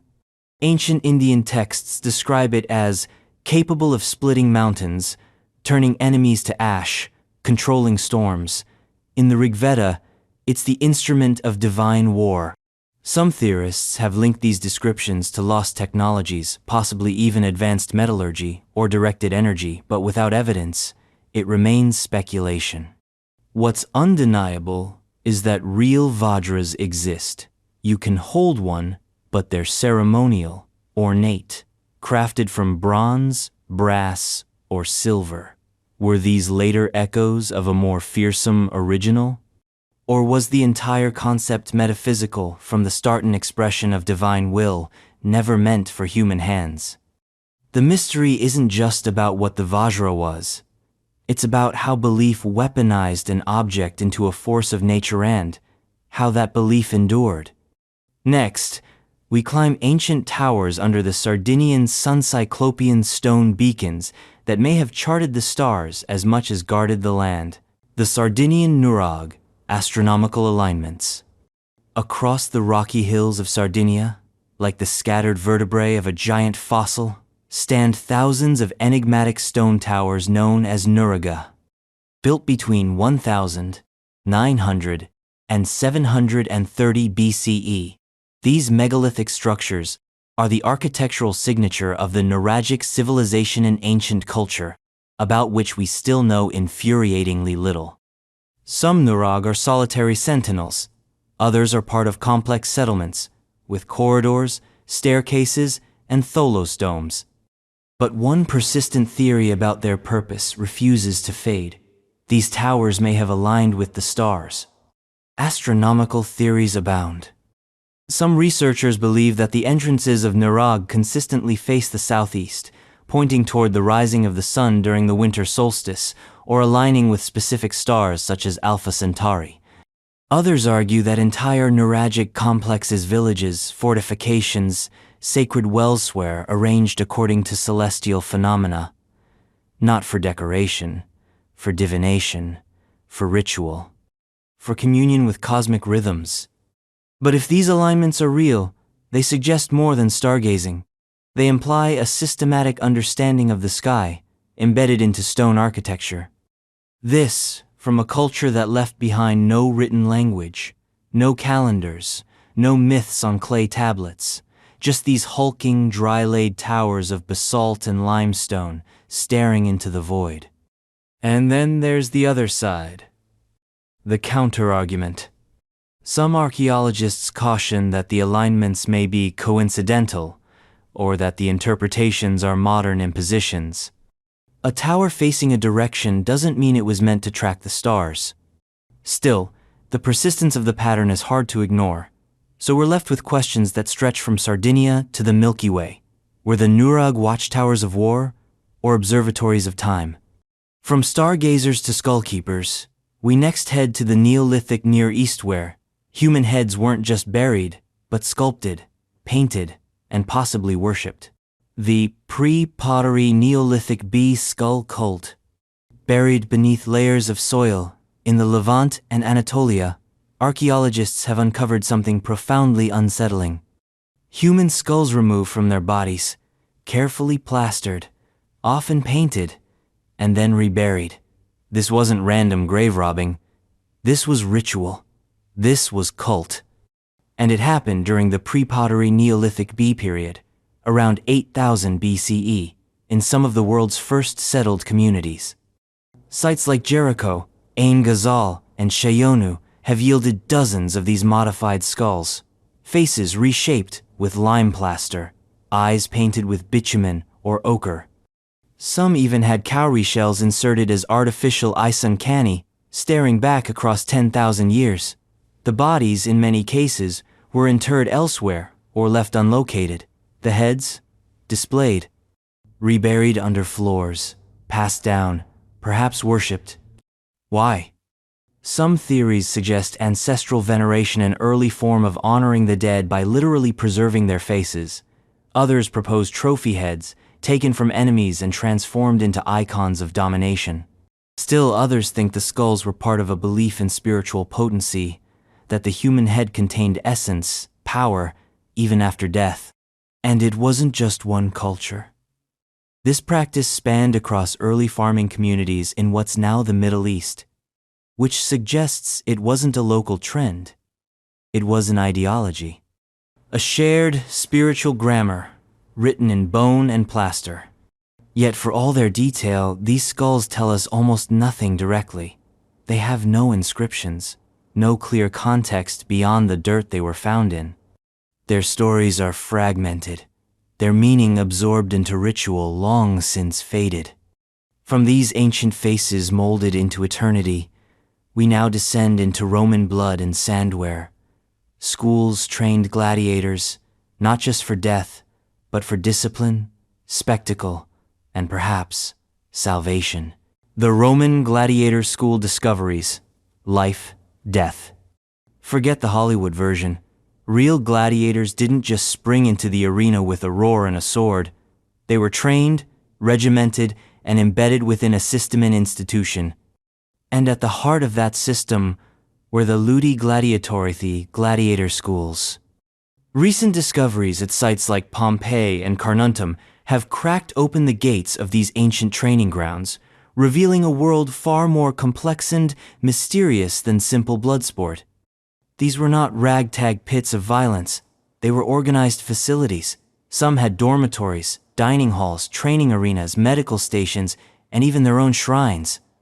Gladiators were investments, valuable assets owned by lannistae, trainers, and managers. They were fed, exercised, and healed. Tattoos, shackles, and rigorous schedules enforced control. But here's the twist.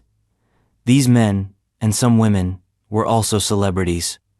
Worshipped, feared, sometimes even freeborn. What's baffling is how much structure existed around something so brutal. Gladiators were categorized by type Murmillo, Retiarius, Secuto reach with unique armor, weapons, and fighting style. They rehearsed moves. They lived under strict rules. And some schools even had classrooms suggesting they learned literacy or philosophy alongside combat. But the line between life and death was thin.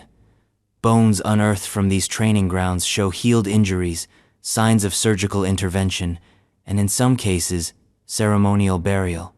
Not all died in the arena. Some earned freedom. Some were interred with honor.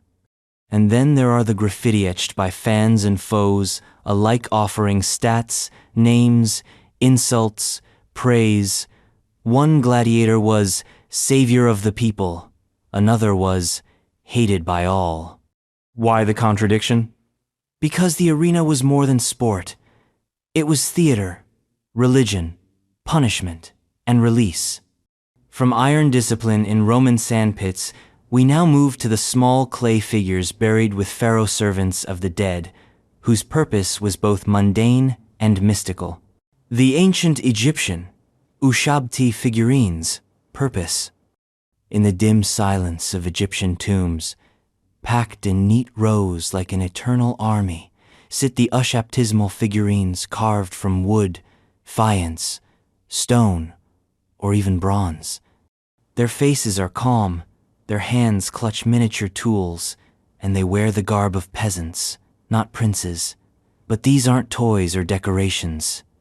They're workers, supernatural laborers, designed to serve the deceased in the afterlife.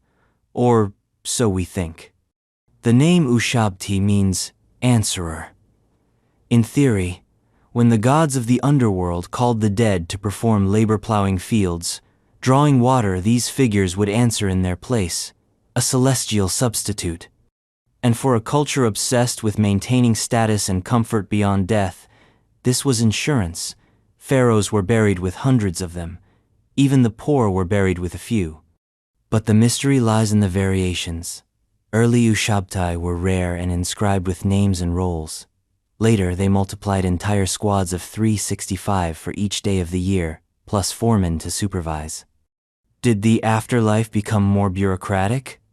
Or did belief evolve into something more symbolic? Many Ushabti are inscribed with the Shabti spell from the Book of the Dead, but others are blank, generic. Some were never meant to answer anything. They were prestige pieces, mass-produced in tomb workshops. Others may have had ritual significance before death. So were they magical workers, spiritual proxies, decorative customs turned theological dogma? The truth is buried somewhere between faith and function. And now, from the servants of eternity, we descend into the fire and glass of ancient Rome where artisans once conjured colors into translucent beauty using secrets that shimmer and vanish like the vessels they left behind. The lost knowledge of Roman glass pigment manufacturing. Hold a piece of Roman glass up to the light, and it sings in color-deep cobalt blues, iridescent purples, rich emeralds, and golds that seem to burn from within. These weren't painted, they weren't dyed. The color was in the glass itself, baked into its structure by artisans who knew how to manipulate metal oxides, furnace, heat, and cooling times with eerie precision. And yet, much of that knowledge is gone. We know that Roman glassmakers used sand, soda, and lime as their base ingredients. We know that adding certain metal oxide copper, cobalt, manganese produced specific colors, but we don't know the exact recipes. We don't know how they achieved such uniform brilliance at scale. And we don't know how they avoided common issues like bubbling, discoloration, or brittleness, especially when using open furnaces and rudimentary tools. Some colors, like deep red or gold luster, are particularly mysterious. They required nanoparticles of precious metals, suggesting not just trial and error, but actual material science. And yet no Roman treatise on glass survives. No step-by-step manual, only the vessels themselves, and scattered mentions in Pliny or trade records. Roman glass was exported across the empire. It was used in windows, jewelry, tableware, even funerary urns. It was mass-produced, yet many pieces show an artistry that feels individual, almost intimate. So how did they maintain quality? Were pigment recipes guarded secrets, known only to guilds? Did regional styles reflect different schools of chemistry? Today, we try to reverse engineer their brilliance in labs. We can mimic, but we don't fully understand. And now, from glowing glass to flickering fire, we travel into the torchlit caverns of prehistoric Europe, where paintings of beasts and symbols blur the line between art, education, and something sacred. The prehistoric cave paintings, ritual versus art. Deep inside caves where no sunlight ever reached, prehistoric humans lit fires and etched visions, bison galloping across stone, hands outlined in pigment, spirals, dots, and abstract forms. The walls of Lascaux, Chauvet, and Altamira are covered in scenes painted tens of thousands of years ago, with astonishing skill. But the biggest question still haunts us. What were these paintings for? Were they art for art's sake? Religious expressions? Hunting magic? Did they teach the young? Encode myths? Map stars? The truth might be all of the above, or none. The realism is undeniable. The shading, perspective, and motion captured in these works rival modern drawing, but their placement is strange. Many paintings lie in chambers deep within the earth, requiring crawling, torchlight, and isolation. That suggests ritual, purpose, secrecy. Why hide them if they were just decorative? One theory holds that the paintings were part of initiation, rites young hunters or shamans undergoing spiritual trials, descending into Earth's womb to meet the animals and spirits. Another argues they were a form of early storytelling, a shared mythos scrawled in ochre and charcoal. Yet another frames them as early astronomy, with animal forms representing constellations. And then there are the handprints, dozens, sometimes hundreds, made by blowing pigment over outstretched fingers. Some are children's. Were they signatures, prayers, proof of presence? There's no writing to decode, only color, motion, echo. And just as these caves preserved the first flickers of symbolic thought, the Romans later harnessed fire itself not just for warmth, but to create radiant baths, engineered from fire and stone, powered by unseen forces. The Roman hypocausts. Fuel source and efficiency. Picture stepping barefoot into a Roman bath. The floor is warm, the air is dry, and steam curls in the corners of the room. But there's no fire in sight. No visible furnace, no chimneys or smoke, just heat, radiating from beneath the marble. That warmth comes from the hypocaust, one of ancient Rome's most ingenious inventions. An underfloor heating system that predated central heating by nearly 2 millennia. But while we understand the basics of how it worked, the exact details, especially how it was fueled, maintained, and scaled across an empire, remain hazy. The hypocaust relied on a raised floor supported by small pillars, creating a crawl space. Hot air and smoke from a nearby furnace would circulate through this space and up flues in the walls, heating the entire room evenly. It was used in bathhouses, villas, and even some military outposts. But maintaining this system required enormous fuel wood, charcoal, maybe even agricultural waste. What kinds of wood burned best? How was fuel transported and stored? How often were furnaces stoked, and by whom? Archaeological remains show wear patterns, soot deposits, and burnt debris, but few written records detail the logistics. Some sites suggest massive firewood consumption, which raises questions about deforestation and resource management. Were hypocausts a luxury reserved for the elite? Or were they more common than we think, supported by a complex fuel economy now lost?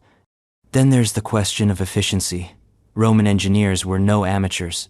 Some hypocausts include insulation techniques, air regulation systems, and zone heating, not bad for the 1st century BCE. But the precise science behind balancing heat across multiple rooms, that's still under study. From controlled heat beneath the floor, we rise into sacred homes built by hand, where horns pierce the plastered wall. Sand bulls, not gods, may have ruled the household spirit world. The ancient city of Çatalhöyük's bullhorns, symbolism. Çatalhöyük, nestled in the Konya plain of modern-day Turkey, is one of the world's earliest known cities. No streets, no palaces, no temples. Instead, a honeycomb of mud brick homes, built wall to wall, accessed by ladders from the roofs. But step inside these Neolithic dwellings, and you'll find something deeply strange. Walls studded with bullhorns, massive, curved, and deliberate. Some are set in plastered benches, others embedded in altars or mounted like trophies. But what they meant remains an open question. Were these symbols of fertility, of masculinity, of divine power? The bull, across countless ancient cultures, has always carried weight figuratively and literally. In Çatalhöyük, it's everywhere, painted on walls, modeled in relief, buried under floors with the dead. But there's no writing, no myths, just the horns. Some scholars see the horns as part of an ancestral culto-totemic reverence where bulls represented lineage or spiritual strength. Others suggest they played a role in initiation rites or seasonal rituals. The positioning in houses, not public temples, hints at deeply personal worship. Spirituality wasn't separate, lived in the same room you cooked, slept, and raised children in. And then there's the darker theory. The horns might have been trophies from actual animals killed in ritual hunts, a form of domestic power display. Imagine a household, adorned with the remains of beast straw, sacred and omnipresent. Still, despite all this evidence, the meaning remains speculative. The horns don't speak. The walls don't explain. But what they leave behind is a feeling that this was a world where animals weren't just eaten or feared. They were symbols, spirits, partners in the unseen. From horned households we move to linen so fine, so intricate, it rivals modern thread counts, and yet its secrets, like its weavers, have vanished into the weave of time. The lost art of ancient Egyptian linen weaving, fineness. When the tomb of Tutankhamun was opened, amidst the gold, the jewels, and the chariots, there was something far more delicate linen, soft, white, preserved for over 3,000 years. Some of it was so finely woven that modern experts struggled to replicate its thread count. This wasn't rough cloth. This was textile alchemy, ancient mastery of fiber that turned flax into fabric so sheer it bordered on translucent. Ancient Egyptian linen was used for everything: clothing, sails, shrouds, offerings. But the finest pieces, those found in royal tombs and high priest burials, were more than utilitarian. They were statements of status, ritual tools, even spiritual objects. Some had over 500 threads per inch. Others were layered so thinly that they resembled spider silk. But here's the mystery. We don't know exactly how they did it. The basic tools, looms, spindles, comb shave, been found, but none explain how such tight, even weaves were produced without industrial machinery. The flax had to be retted, spun, dyed, and woven with exquisite control. Some scholars suggest highly specialized labor female weavers trained from childhood, passing down techniques orally. Others believe temples had workshops where divine linen was woven under priestly supervision. Even more curious is the cultural reverence for linen. It was considered pure, sacred. Gods were dressed in it. The dead were wrapped in it to preserve their essence. No wool allowed it was impure. And yet, despite its importance, the art is gone. No full looms have survived. No illustrated manuals, just the fabric itself, silent and perfect. From the sacred weave of Egypt, we now unroll a Sumerian mosaic of war and peace crafted from shell, lapis, and mystery, locked inside a wooden box called the Standard of Ur. The Sumerian Standard of Ur, narrative interpretation. It's the size of a briefcase. It was buried in a royal tomb, and it's composed of some of the most exquisite materials of its time: lapis lazuli from Afghanistan, red limestone from India, mother of pearl from the Gulf. But what exactly is it? The so-called Standard of Ur, discovered in a royal grave in the ancient Sumerian city of Ur, is one of the earliest known narrative artworks. Two sides, one war, one peace, both open to interpretation and none entirely satisfying. The war side shows chariots crushing enemies, soldiers marching in formation, captives presented to a central enthroned figure. The peace side, a banquet. Musicians play lyres. Nobles raise cups. The king sits again, larger than the rest, as if reality itself bends around his divine presence. But is this really war and peace? Some scholars believe the standard was a kind of historical document, a political storyboard of Sumerian victory followed by celebration. Others suggest it's a more abstract statement, order versus chaos.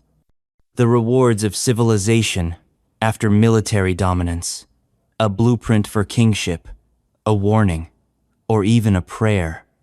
There's also the mystery of its function. Was it carried into battle like a standard? Unlikely it's too fragile. Was it a sound box for a musical instrument? Maybe. A treasure chest? Possible. A teaching tool? Still debated. And what about the faces stylized yet expressive? The repeated motifs? The precise social hierarchy captured in shell and stone? No inscriptions explain its story. No parallels have been found with such narrative clarity from that era. So we're left reading a 4,500-year-old comic strip without the captions, hoping the images still speak across time. And while Sumerian kings dined in victory, elsewhere in Mesopotamia, another city whispered to water and stars where prophets may have read omens from the flow of rivers itself. The ancient city of Mari's water divination, rituals. On the banks of the Euphrates, in what is now eastern Syria, stood the city of Marians, a jewel of the ancient Near East. Palatial and cosmopolitan, Mari was a hub of trade, politics, and theology. But it also housed something stranger, a belief that water itself could reveal the future. Divination, not through stars or smoke, but through the shifting currents of the river. Known as hydromancy, this practice is hinted at in clay tablets uncovered from the royal archives. These weren't mere superstitions, they were formalized rituals, performed by priests and diviners, perhaps even sanctioned by kings. The idea was simple but profound. Water was a divine medium. In its flow, reflections, and ripples, the gods spoke. How exactly did it work? Some tablets suggest that vessels of water were used bowls or basins set before idols. Diviners would observe bubbles, colors, movements. Other interpretations hold that natural water sources, like the Euphrates itself, became channels for divine messages. Was a crossing difficult today? Did the current shift oddly? Did fish rise to the surface at a particular time? These observations became omens. Decisions of war, justice, or ritual timing could hinge on them. In some cases, the very act of water watching was a performance priest-king seeking legitimacy through the appearance of communion with the divine. And yet, beyond a few tantalizing fragments, the full methodology is gone. No detailed instruction, no surviving manuals, just ritual objects, scattered records, and the suspicion that water once whispered the future. From fluid omens, we now turn to solid art Roman mosaics, not made from paint or canvas, but from thousands of tiny stones, each a pixel in a masterpiece, cut by techniques now mostly forgotten. The Roman tesserae, manufacturing method. When you stand in front of a Roman mosaic, it doesn't just look impressive, it feels impossible. Scenes of gods, gladiators, geometric illusions, and pastoral rendered not in brushstrokes, but in tesserae, tiny, hand-cut pieces of stone, glass, or ceramic. Thousands, sometimes millions, of them arranged in perfect harmony. But while we admire the finished art, the real mystery lies in the process. How were these pieces made with such consistency, precision, and scale? Roman mosaics range from rough floor decorations to intricate wall art worthy of palaces. The tesserae themselves vary in material and size, some larger than dice, others small enough to form a human eye in perfect proportion. Cutting them wasn't simple. Stone chips shatter unpredictably. Glass melts under pressure. Yet the Romans had tools and techniques to produce these components with repeatable quality. What were their cutting tools made of? Iron chisels? Copper blades? How did they achieve uniformity in glass pieces, especially colored ones? Some scholars believe specialized workshops mass-produced tesserae using molds, dyes, or wire-cutting techniques. Others propose a more artisanal method, with craftsmen shaping pieces individually using hammers and hard surfaces. Even more puzzling, where did the materials come from? Mosaics in Britain contain stone from Italy. Ones in North Africa use imported glass from the Eastern Mediterranean. This implies an enormous logistical operation: quarries, shipping routes, pigment control, all coordinated across the empire. And yet no Roman manual on mosaic making survives. Not even a fragment. All we have are the finished products and a few workshop remains. These mosaics were more than art. They were technology, politics, worship, and they were everywhere. From miniature masterpieces underfoot, we now lift our gaze skyward toward the stars and symbols of Babylon, where the ancients tracked planets with an accuracy that continues to astonish. The lost knowledge of ancient Babylonian astronomy, accuracy. Long before telescopes, satellites, or even the idea that Earth orbited the sun, the Babylonians were staring up at the night sky and writing down what they saw with mathematical precision that baffles us to this day. Clay tablets from the first millennium BCE contain detailed records of lunar phases, planetary movements, eclipses, and even the retrograde motion of Jupiter and Venus. They could predict celestial events centuries in advance. The real mystery? How? Their astronomical logs, scratched into cuneiform, reveal not just observation, but analysis. Babylonian scholars charted the sky with algorithms. They calculated celestial positions using abstract geometry, not just empirical data. Some tablets even describe techniques that predate Greek mathematical astronomy by hundreds of years. The concept of using trapezoidal areas under a curve to measure planetary velocity? The Babylonians had it, millennia before calculus. And they didn't just study for curiosity. Astronomy in Babylon was intertwined with astrology, religion, agriculture, and kingship. Eclipses might signal disaster. A bright Venus could herald a military victory. The skies were not inert, they were divine messages, part of the cosmic order. But how did they gather such accurate data? With no magnification tools, their instruments were likely simple sighting rods and water clocks. Still, the consistency across generations suggests institutional knowledge, perhaps, entire schools of trained skywatchers and scribes. Yet few records explain how the training worked. No diagrams, no star maps, just numbers. Lots and lots of numbers. So we have these equations, this astonishing predictive capability, and we still can't fully trace the logic behind it. Ancient Babylonian astronomy wasn't just impressive. It was decades, maybe centuries ahead of its time. From heavenly calculations, we crash back down to the earth, into the Stone Age psyche, where voluptuous figures carved in ivory and limestone may hold the key to humanity's oldest symbols of life, power, and myth. The prehistoric Venus figurines, meaning they are tiny, portable, and hauntingly human. The Venus figurines found across Paleolithic Europe from France to Siberia share certain uncanny traits: exaggerated hips, full breasts, rounded bellies, and faceless heads. Carved from ivory, stone, or bone, these miniature idols date back as far as 30,000 years. But despite their global fame, we still don't know what they meant. Were they fertility goddesses, early pornography, dolls, ritual talismans? The interpretations run wild. Their physical emphasis, especially the reproductive feature shahs, led many to believe they were connected to fertility rites or goddess worship. Perhaps women crafted them as self-representations during pregnancy. Perhaps they were offerings, or idols of a mother goddess, long before organized religion. But the differences are just as telling. Some Venus figures are emaciated, others obese. Some have clearly defined limbs. Others are abstract, almost geometric. The so-called Venus of Willendorf wears a pattern on her head that might be hair, a hat, or symbolism lost to time. And then there's the question of context.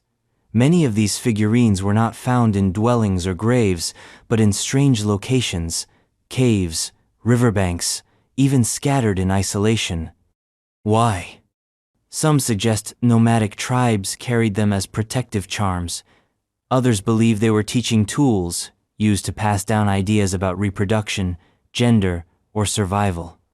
There's also the theory that these figures weren't universal at all, but reflected localized spiritual beliefs, reinterpreted over thousands of years. What's most mysterious is their endurance. They span continents and millennia, yet retain a consistent, symbolic shape. It's as if the human mind, before cities, before writing, found a single image to encapsulate power, creation, and continuity.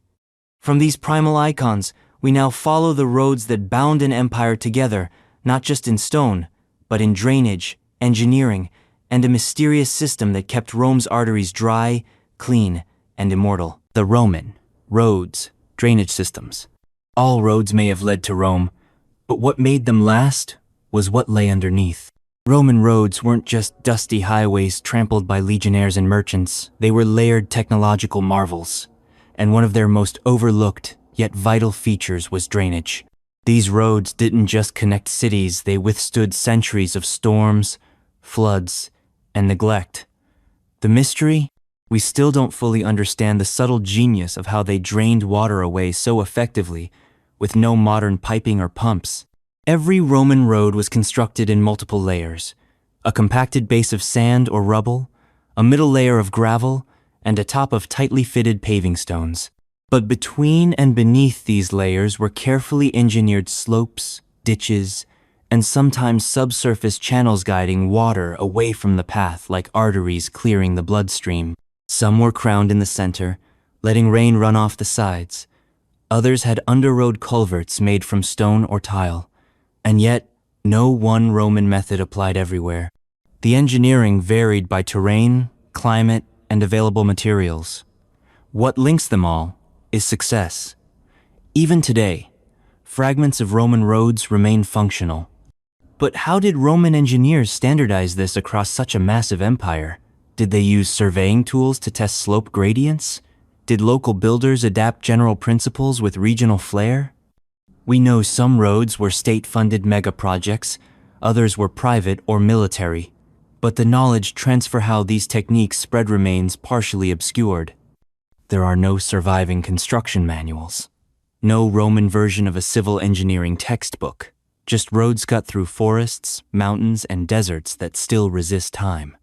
And as those roads stretch outward into the empire, we now enter the sacred chambers of Egyptian tombs, where silent rituals and open mouths promised eternal breath in a world beyond death. The ancient Egyptian opening of the mouth ceremony. In the still air of an Egyptian tomb, amidst the scent of resin and the flicker of oil lamps, a ritual unfolded that was as sacred as death itself. The opening of the mouth ceremony, depicted on tomb walls, carved into sarcophagi, and mentioned in funerary texts, was believed to restore the senses to the dead.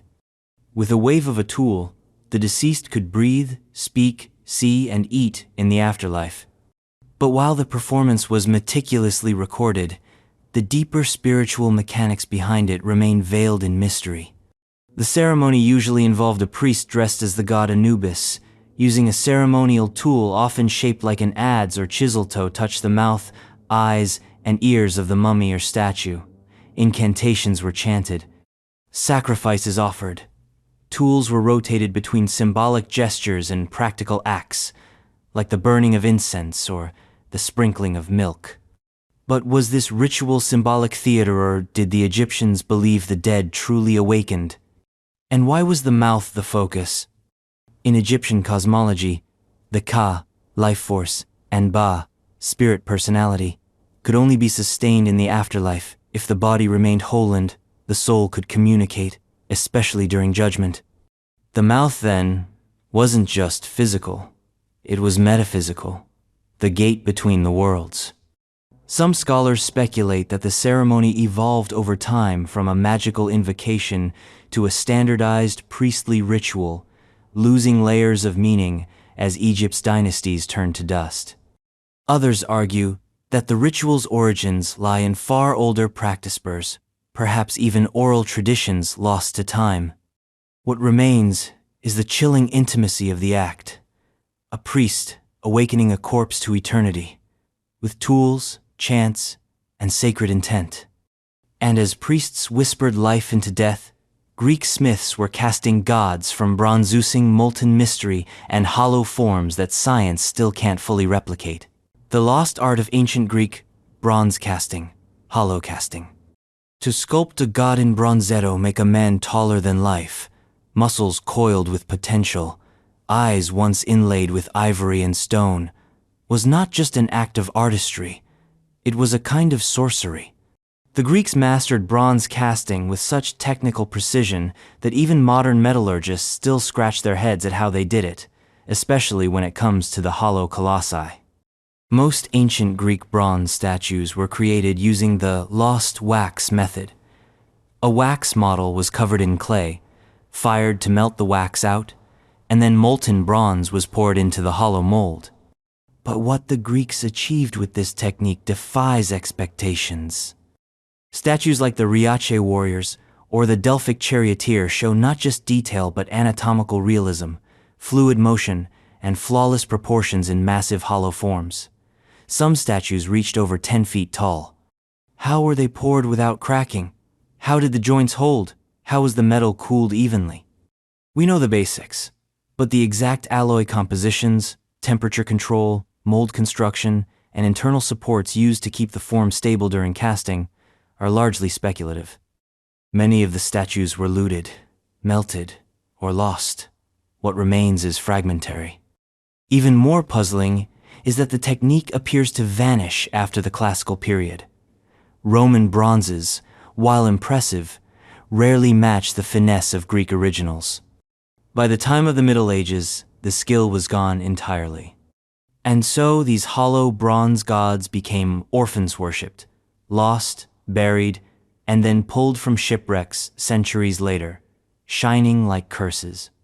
From immortal metal to vanishing cities, we now descend into the ancient Indus Valley, where whole metropolises disappeared, not with war, but with silence. The Indus Valley Civilization disappearance. No cataclysm, no invading horde, no great fire or biblical flood, just silence. Around 1900 BCE, the thriving urban centers of the Indus Valley, Harappa, Mohenjo-Daro, Lothal began to decline. Streets once bustling with merchants and artisans emptied. Kilns went cold. The script, still undeciphered, fell quiet. One of the world's first great civilizations simply vanished into the archaeological haze. And we still don't know why. This was a culture of planners. Cities were gridded, with drainage systems more advanced than those in many 19th century European towns. They traded with Mesopotamia. They standardized weights and measures. Their art was intricate. Their society remarkably egalitarian for its time. But then, without warning, the structure collapsed. Theories abound: climate change, drought, tectonic shifts altering the course of rivers like the Ghaggar Hakra, possibly the mythical Sarasvati. Others point to overexploitation of resources, gradual internal decline, or economic fragmentation. Still others suggest disease or even a slow cultural shift away from urbanism. But there's no smoking gun, no definitive sign of war, no massive plague pits, no apocalyptic inscriptions, just fading footprints. What adds to the enigma is the undeciphered script. Carved into seals and pottery, it's been found in hundreds of example short strings of symbols, always cryptic, never cracked. Without it, the Indus remain a people without a voice. We see their buildings, tools, art, but not their thoughts. And so their end is a mystery of absence. Not a fall, but a fading. From these vanished cities, We now follow the pipes beneath imperial power, where lead flowed not just with water, but with questions of engineering, infrastructure, and slow poisoning. The Roman lead pipes installation techniques. It's one of the great paradoxes of Roman engineering. The same civilization that built aqueducts to bring pristine mountain water into their cities also distributed that water through pipes made of lead. Plumbum, the Latin word for lead, even gave us the term plumbing. These pipesum spanning miles beneath cities like Rome, Pompeii, and Ostia were part of a vast hydrological system that supplied homes, baths, fountains, and latrines. But how were they installed with such precision? And how did Roman engineers avoid what we'd now call a public health disaster? The layout was complex. Water flowed from aqueducts into settling tanks, then into large castella, distribution basins, and from there into a maze of lead pipes branching beneath streets and into homes. Pipes varied in diameter, sometimes flaring at the ends for soldering, sometimes stamped with the name of the contractor or emperor. But laying them required careful slope management. Too steep, and the water would erode; too flat, and it wouldn't flow. How did they measure gradients without modern levels? What tools did they use to ensure water pressure and flow across uneven terrain? Even more confounding is how these pipes were sealed. Some appear to have molten lead poured to create airtight joins. Others may have used organic sealants lost to time. Then there's the toxicity question. Modern readers recoil at the idea of drinking water through lead pipes. But did the Romans know? Some historians think they recognized lead's dangers, associating it with disease. Others argue that mineral scaling inside the pipes may have reduced exposure. Still, the widespread use of lead remains a haunting legation infrastructure miracle, possibly built on slow poisoning. From buried pipes we ascend to the sands of Nubia where pyramids rose in profusion, echoing Egypt yet holding secrets of a kingdom that defied the Nile's narrative. The ancient Nubian, Meroitic script, decipherment challenges. In the sun-scorched deserts of modern Sudan, the kingdom of Meroe once thrived, its kings and queens ruling from pyramid-crowned cities between 300 BCE and 350 CE. They left behind monuments, temples, and more than 800 surviving texts carved in a unique script known as Meroitic. The problem? We can read the letters, but not the words. The Meroitic script is one of history's most stubborn cryptograms. Unlike Egyptian hieroglyphs, which cracked under the weight of the Rosetta Stone, Meroitic stands apart. It uses an alphabetic system with symbols representing consonants and vowels. We know what many of them sound like, but beyond that, silence. The language behind the script remains unknown. There's no bilingual text, no agreed-upon cognates, no clear grammatical patterns. Some scholars think Meroitic is a Nilo-Saharan language. Others argue it's entirely unrelated to any known linguistic family. That makes translations speculative at best. Names of kings, place names, and formulaic phrases in royal inscriptions have been tentatively identified, but full sentences? Still gibberish. And so, the people of Meroe remain partially voiceless. We see their rituals in relief carvings, their trade networks through artifacts, their religious practices in architecture. But their written words, thoughts, decrees, prayers remain locked away. Why is that so frustrating? Because Meroe was not a backwater. It was a literate, urban society with unique cultural elements and powerful monarchs. And without their texts, we're reading half the story. From symbols that refuse to speak, we now look to flames that never died sacred, fires fed by methods now lost, in a temple world where keeping a blaze eternal was more than ritual. It was a cosmic promise. The lost knowledge of ancient Persian fire drilling, everlasting fires. Fire, to the ancient Persians, was more than a tool. It was divine. In Zoroastrian tradition, fire was the visible symbol of Asha-truth, purity, cosmic order. In their temples, flames were kept burning eternally, fed by sacred wood and tended with precise rituals. But how these fires were started, especially in the earliest periods, and how they were kept burning perpetually sometimes for centuries remains an engineering and spiritual mystery. The process of fire drilling, generating fire without matches or flint, was known in many ancient cultures. Friction-based tools, like the bow drill or fire saw, were used to create embers. But the Zoroastrians may have used a specific technique tied to ritual purity and spiritual symbolism. Some sources hint at a fire being born of lightning, volcanoes, or even chemically sparked from special stones. And once lit, the fire had to be kept alive. Not just kept burning, but kept pure. That meant no contamination, no breath, no smoke from unclean wood, no pollutants. Temple fires had to be fed constantly, in shifts, by trained priests. Some temples claimed their flames had burned unbroken for hundreds of years. How was that possible? We don't know. Detailed records of fire maintenance don't survive. Oral traditions hint at the importance of wood type, airflow, ash removal, and ritual timing, but not the practical logistics. Were there hidden chambers for airflow, specialized furnaces, secret fuel reserves? The irony is, the more sacred the fire became, the less the technical details were shared.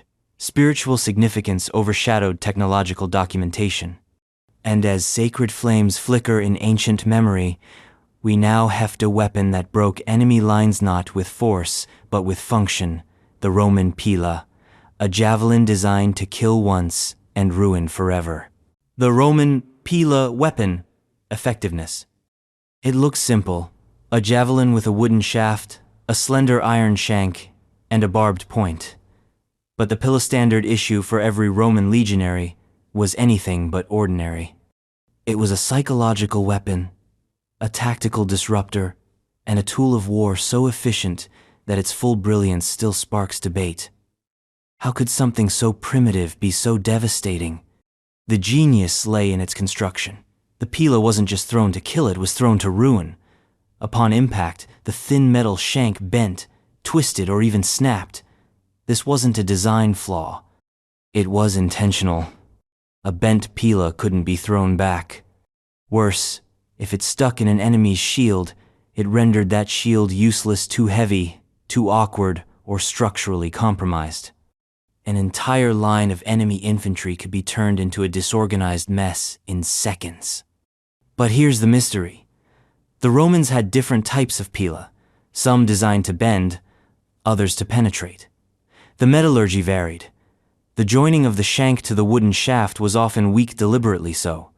But how did soldiers train to use such specific weapons with so much variability?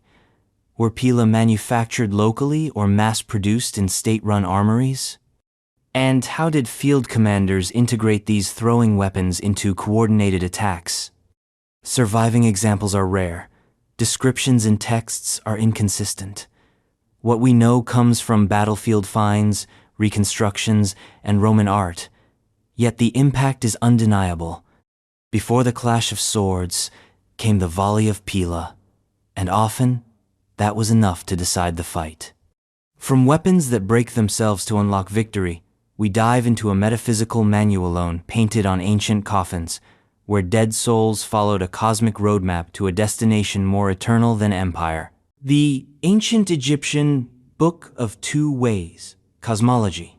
Beneath the feet of mummies, inked onto wooden coffin boards like a surreal subway map, lies one of the oldest illustrated guides to the afterlife, the Book of Two Ways. A visual and textual journey through a divine labyrinth, this book is more than funerary decoration.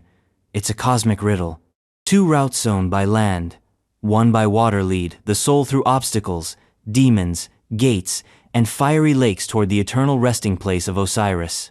But the precise cosmology it reflects, still fogged in mystery. This text predates even the famous Book of the Dead, surfacing around 2000 BCE in coffins from Middle Egypt's elite necropolises. Unlike its later, more metaphorical successors, the Book of Two Ways lays out a literal map, a sprawling landscape filled with spiritual geography, It's not poetic, it's cartographic. And that's what makes it so strange. The two ways are parallel routes, lined with hazards, demonic guardians, fire-filled trenches, magical fairies, passwords, and spells. The soul must choose a path, survive trials, and arrive purified. But why two ways? Did they reflect dual cosmologies, gendered paths, social class distinctions? We don't know.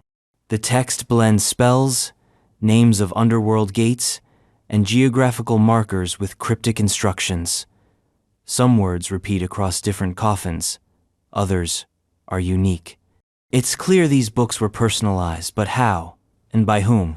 Some scholars believe the Book of Two Ways reflects a now-lost temple doctrine, a metaphysical system used only by priests. Others see it as a kind of elite passport protection through knowledge.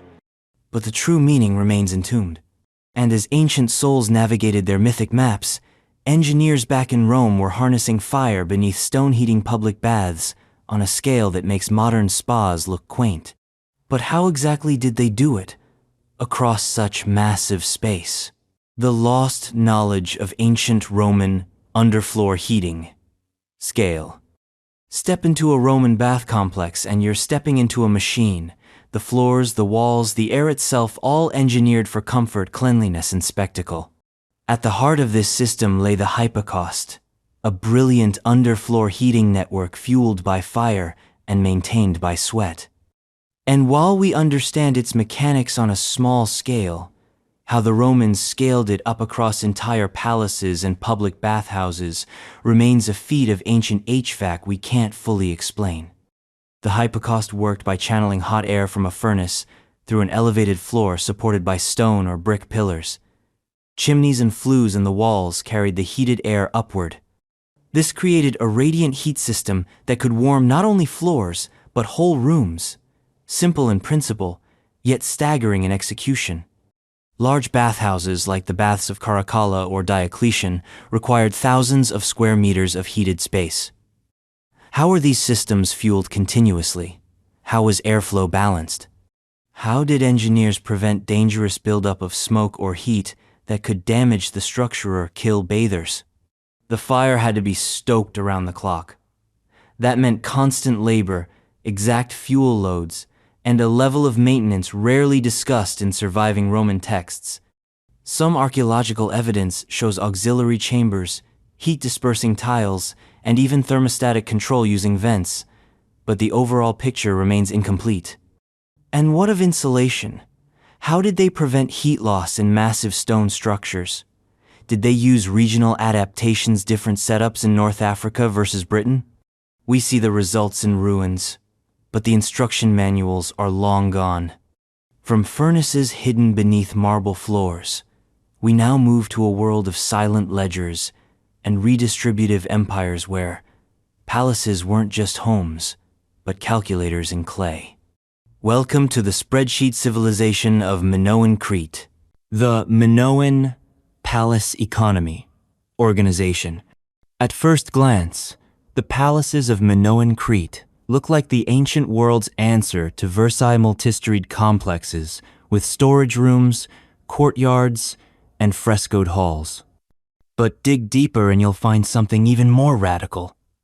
These weren't just royal residences.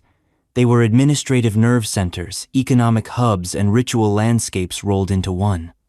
And the way they managed their world grain, oil, livestock, labor suggests a level of bureaucratic sophistication we still don't fully understand. Known as the palace economy, this system revolved around redistribution. Goods flowed into the palace harvests, pottery, wool, bronze, and were then allocated back out to the population. Linear A inscriptions, still undeciphered, litter the walls and storage jars. Large storerooms lined with pidoi, giant storage jars, hint at meticulous inventory control. But how exactly was it organized? Who recorded what came in? Who decided what went out? Were these records for tax purposes or religious offerings? Without deciphering linear A, it's hard to say.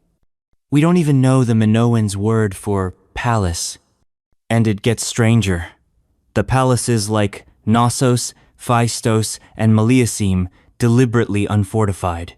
No walls, no gates. Were they centers of peaceful governance, or just confident in their naval supremacy? Did kings rule, or priestly bureaucrats, or both? There are signs of intense coordination. Standardized weights, regional production centers, even road systems linking coastal ports to inland settlements. This wasn't a loose collection of villages. It was a managed landscape.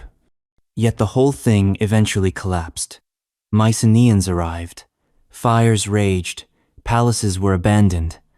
What was lost wasn't just architecture. It was a system of control, memory, and distribution and economy where clay tablets were contracts and storerooms were spreadsheets.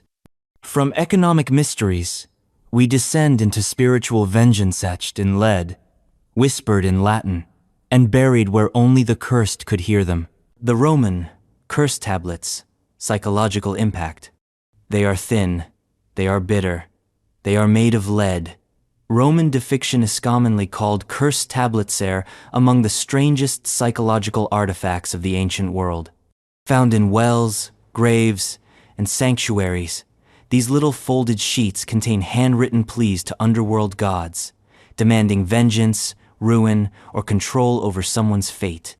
But the deeper mystery isn't just who wrote the myths, whether they actually worked. Some tablets are crude. May Gaius never win another chariot race. Others are elaborate, invoking demons, calling on Pluto, Hecate, or spirits of the dead. Hair, nails, and wax effigies often accompanied them. They were hidden underground, closer to the underworld, where deities might hear. But who were the authors? Many were illiterate clients dictating to scribes for hire. Others may have been lovers, merchants, or rivals. And what was the psychological purpose? Was it catharsis? A way to reclaim control in a chaotic society? Or did people truly believe their words could summon supernatural justice? Archaeologists have found thousands across the empire from Roman Britain to North Africa. Some even include binding spells meant to silence testimony in court, cripple an enemy's tongue, or twist a lover's desire. The tablets reflect a deep anxiety, personal, legal erotic, and a belief that the gods were not just judges but weapons. And yet, many remain undeciphered, written in coded Greek or mystical abbreviations. Were some part of secret cults? Black market magic? We don't know. But what's clear is this: the Romans believed words had weight. That thought, when inscribed on metal and buried in the right place, could bend the world. From curses carved in darkness, we now roll dice in eternity on boards found in tombs, where chance and destiny collide in Egypt's most enigmatic game, the ancient Egyptian Senet game, meaning, on polished slabs of wood, etched with squares and symbols, the ancient Egyptians played Senet, a board game older than chess, older than backgammon, maybe even older than writing itself. Found in royal tombs, carved into stone, and depicted in murals, Senet wasn't just a pastime. It was a metaphor, a ritual, a passage through the afterlife. Or so we think. The board typically had 30 squares arranged in 3 rows of 10.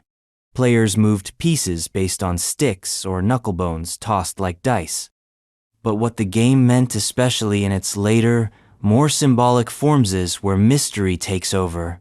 Some boards are elaborately decorated, with hieroglyphs for life, death, and divine judgment. Others are plain, suggesting household use. Was Senet originally just a secular game that became spiritual over time? Or was it always a symbolic rite of passage? In tomb scenes, the dead are shown playing Senet, as if mastering the game prepared them for the afterlife. Some Egyptologists believe each square represented a trial or phase of spiritual purification. Winning wasn't about strategy, it was about moral readiness. But the rules? Lost. Attempts to reconstruct them vary wildly. Some emphasize racing, others emphasize capture. None are certain. No written instruction manual survives. No Rosetta Stone of board games. And still, the allure endures. Replicas sit in museums and stores. Modern enthusiasts try to play, guess, and feel what the ancients felt. What lingers is the sense that Senet was more than entertainment. It was theology in disguise, a cosmic game played not just by hands, but by souls.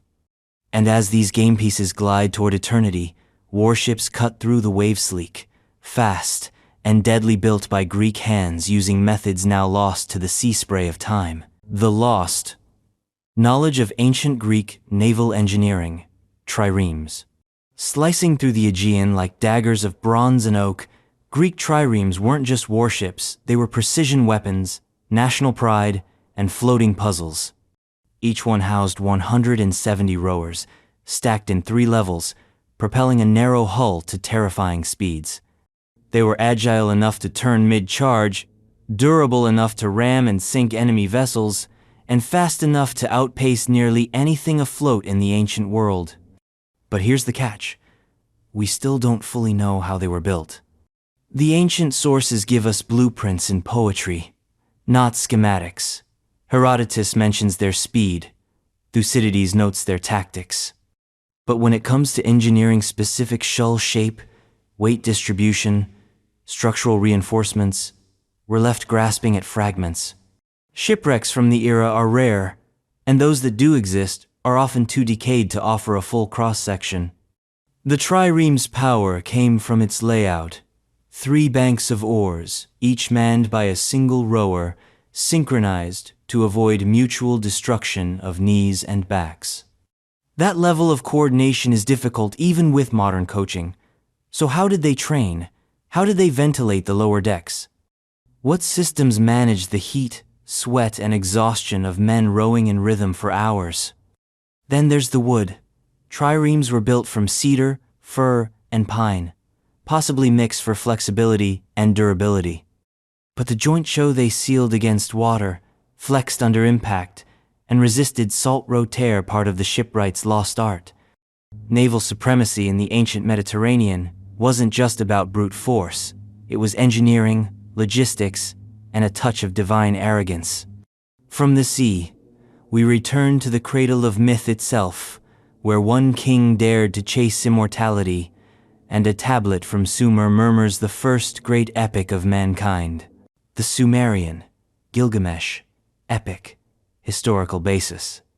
The Epic of Gilgamesh is older than Homer, older than the Bible, older than legend itself.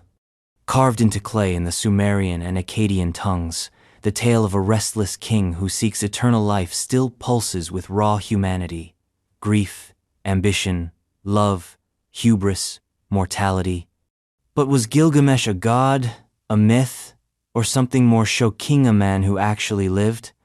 According to the Sumerian king list, Gilgamesh ruled the city of Uruk sometime around 2700 BCE.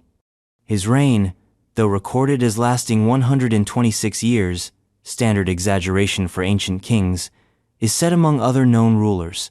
That alone lends a trace of historical plausibility. Archaeological digs at Uruk have uncovered tablets, temples, and city walls, possibly the very walls Gilgamesh boasts of in the poem's final lines. But the epic 12 tablets of spiritual descent and hero's journey does more than recount adventures. It mourns death, it questions fate, it seeks knowledge at the edge of the world. Gilgamesh battles divine beasts, defies the gods, and ultimately fails to secure immortality, yet through storytelling, he becomes eternal. So, how much of it is real?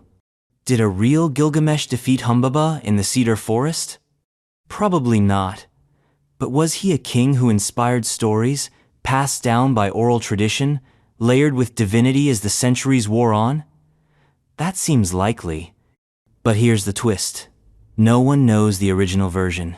The tale evolved through languages, eras, and empires. Even the most famous version from Nineveh's library is a copy of a copy of a copy.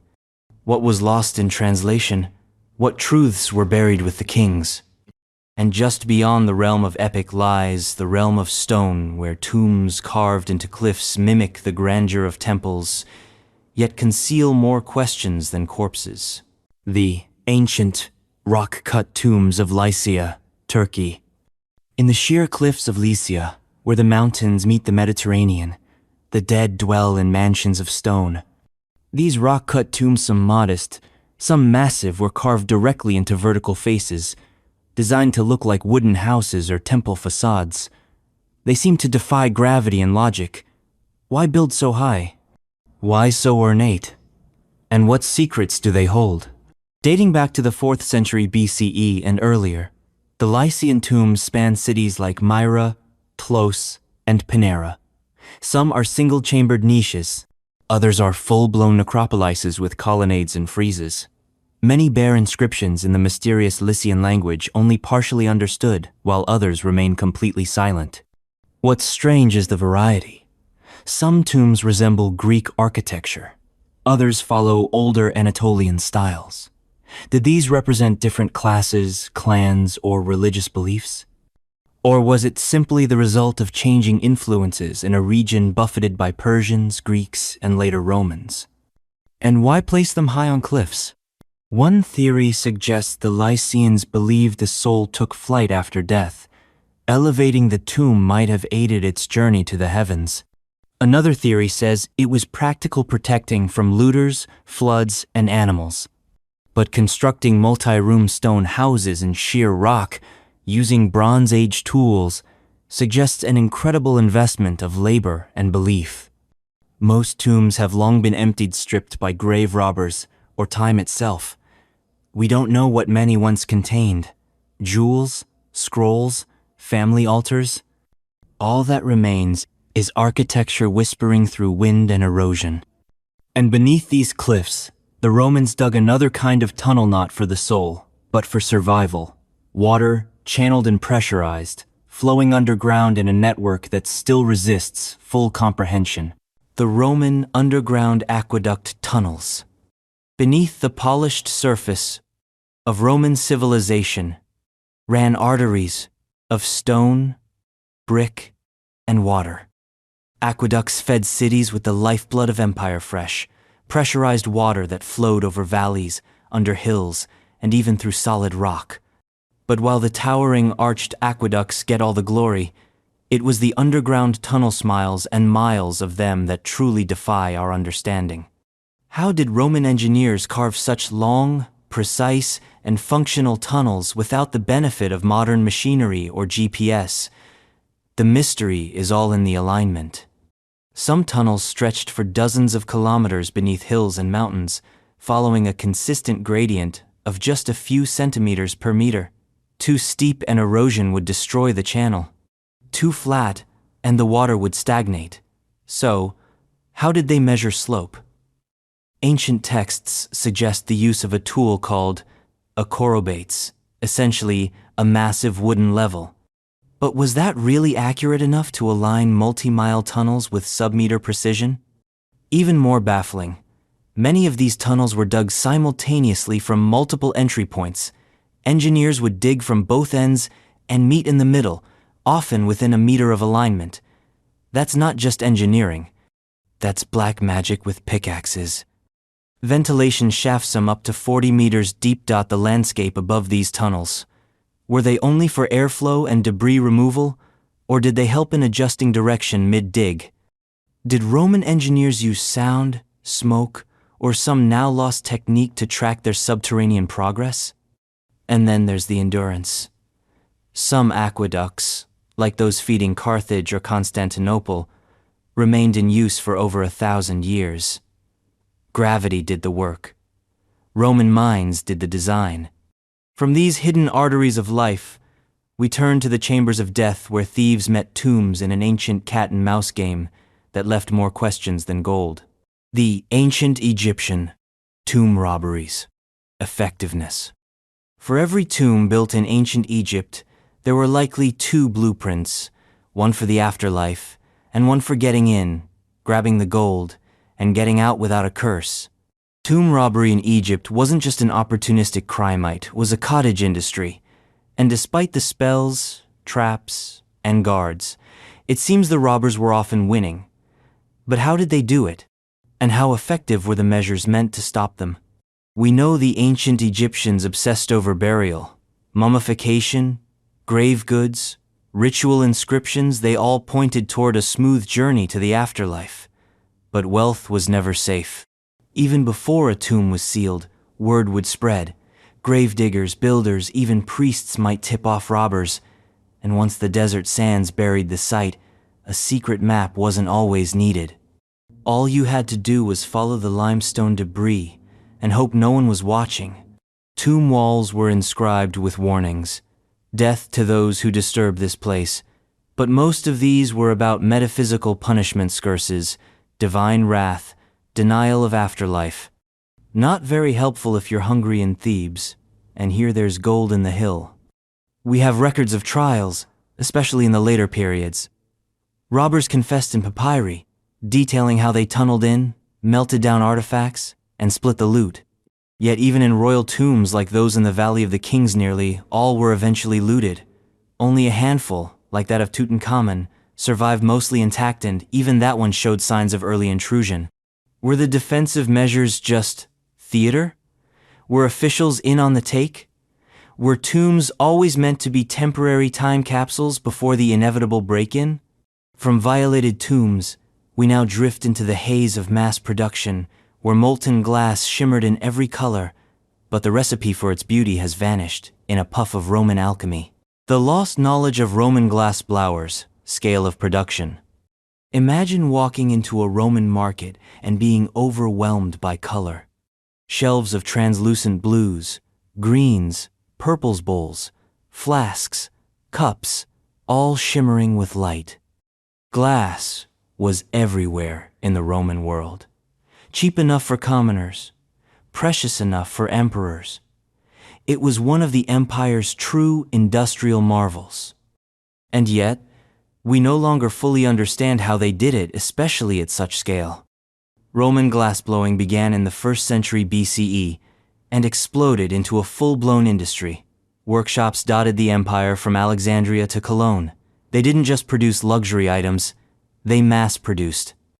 The speed and consistency suggest a deep, technical knowledge of chemistry, temperature control, mold making, and color manipulation. But unlike Roman architecture or road building, this knowledge was fragile, lost in the heat of time. Color wasn't painted on, it was in the glass itself. Metallic oxides were used to tint the material during the molten stage, but which minerals? In what ratios? How did they stabilize them so the hues didn't fade or discolor over centuries? Modern analysts have examined samples, but full replication remains tricky. Some effects, like iridescence, were accidental, caused by chemical changes over time. Others, like deep cobalt blue or blood red glass, were intentional and controlled. Then there's the logistics. Glassmakers needed intense, sustained heat over 1,000 degrees Celsius. Fueling that meant massive furnaces, specialized tools, and likely a workforce trained across generations. How did they manage supply chains for raw materials like sand, natron, and colorants? How were products distributed across an empire? Today, fragments of Roman glass still sparkle in museum cases and beneath archaeological sites, but the methods behind their shimmer have slipped away. And so, from transparent mysteries, we move to ancient stone, alignment silent rows that stretch across wind-blown moors, as precise as they are unfathomable. The prehistoric stone rows of Dartmoor, England. On the windswept moors of southwest England, where fog clings low and time feels cracked open, stand lines of stones that don't belong. Dartmoor is home to over 70 stone rows, linear alignments of upright stones, some stretching hundreds of meters. They don't form circles. They don't mark graves. They march across the land like sentences from a lost language. But what are they saying? Some rows are single file, a lonely trail of stones, each barely waist high, threading over hill and bog. Others are double or triple rows, flanked by cairns, barrows, or enigmatic stone terminators. The arrangement is deliberate. It is always deliberate. But the purpose? No one knows. Were these processional routes? Astronomical markers? Territorial boundaries? Spiritual conduits? Theories multiply, but evidence is scarce. No written records, no carvings. Just silent alignments under open skies. Some suggest solstitial or equinoctial alignment stones that point to the rising sun, the setting moon, or the stars that once guided Neolithic lives. Others propose more grounded interpretations. They may have structured social gatherings, rites of passage, or even competitive ceremonies. And yet, the labor involved is baffling. These stones had to be quarried, transported sometimes uphill and planted in the earth with uncanny precision. Why go to such effort for something with no clear defensive, residential, or agricultural function? Dartmoor's weather adds to the mystery. Mists shift, revealing new rows like ghosts. Erosion and peat growth conceal the full extent of some sites, and it's likely many rows have vanished altogether. From stone rows we can't read, we return to numbers we barely understand etched in clay by Sumerian scholars who seem to know things they shouldn't. Mathematics before math had a name. The ancient Sumerian mathematical tablets, advanced concepts. At first glance, they're just chunks of clay-cracked, pockmarked, dusty. But the cuneiform inscriptions on Sumerian and Babylonian tablets from over 3,000 years ago reveal a hidden world of mathematics so advanced it borders on anachronism.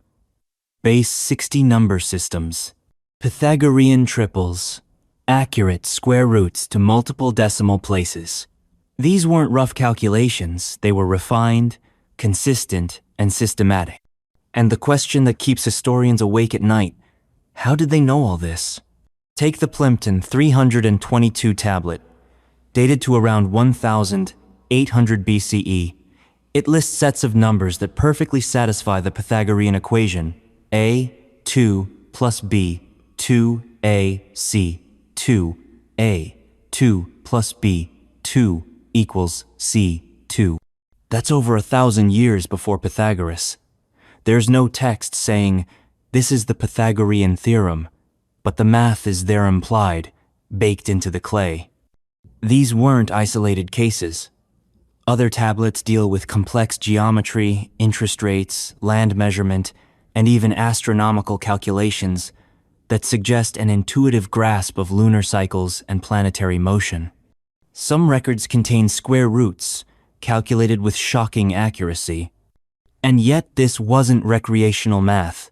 These were scribes, working for temples and bureaucracies, solving real-world problems, dividing fields, allocating rations, planning construction.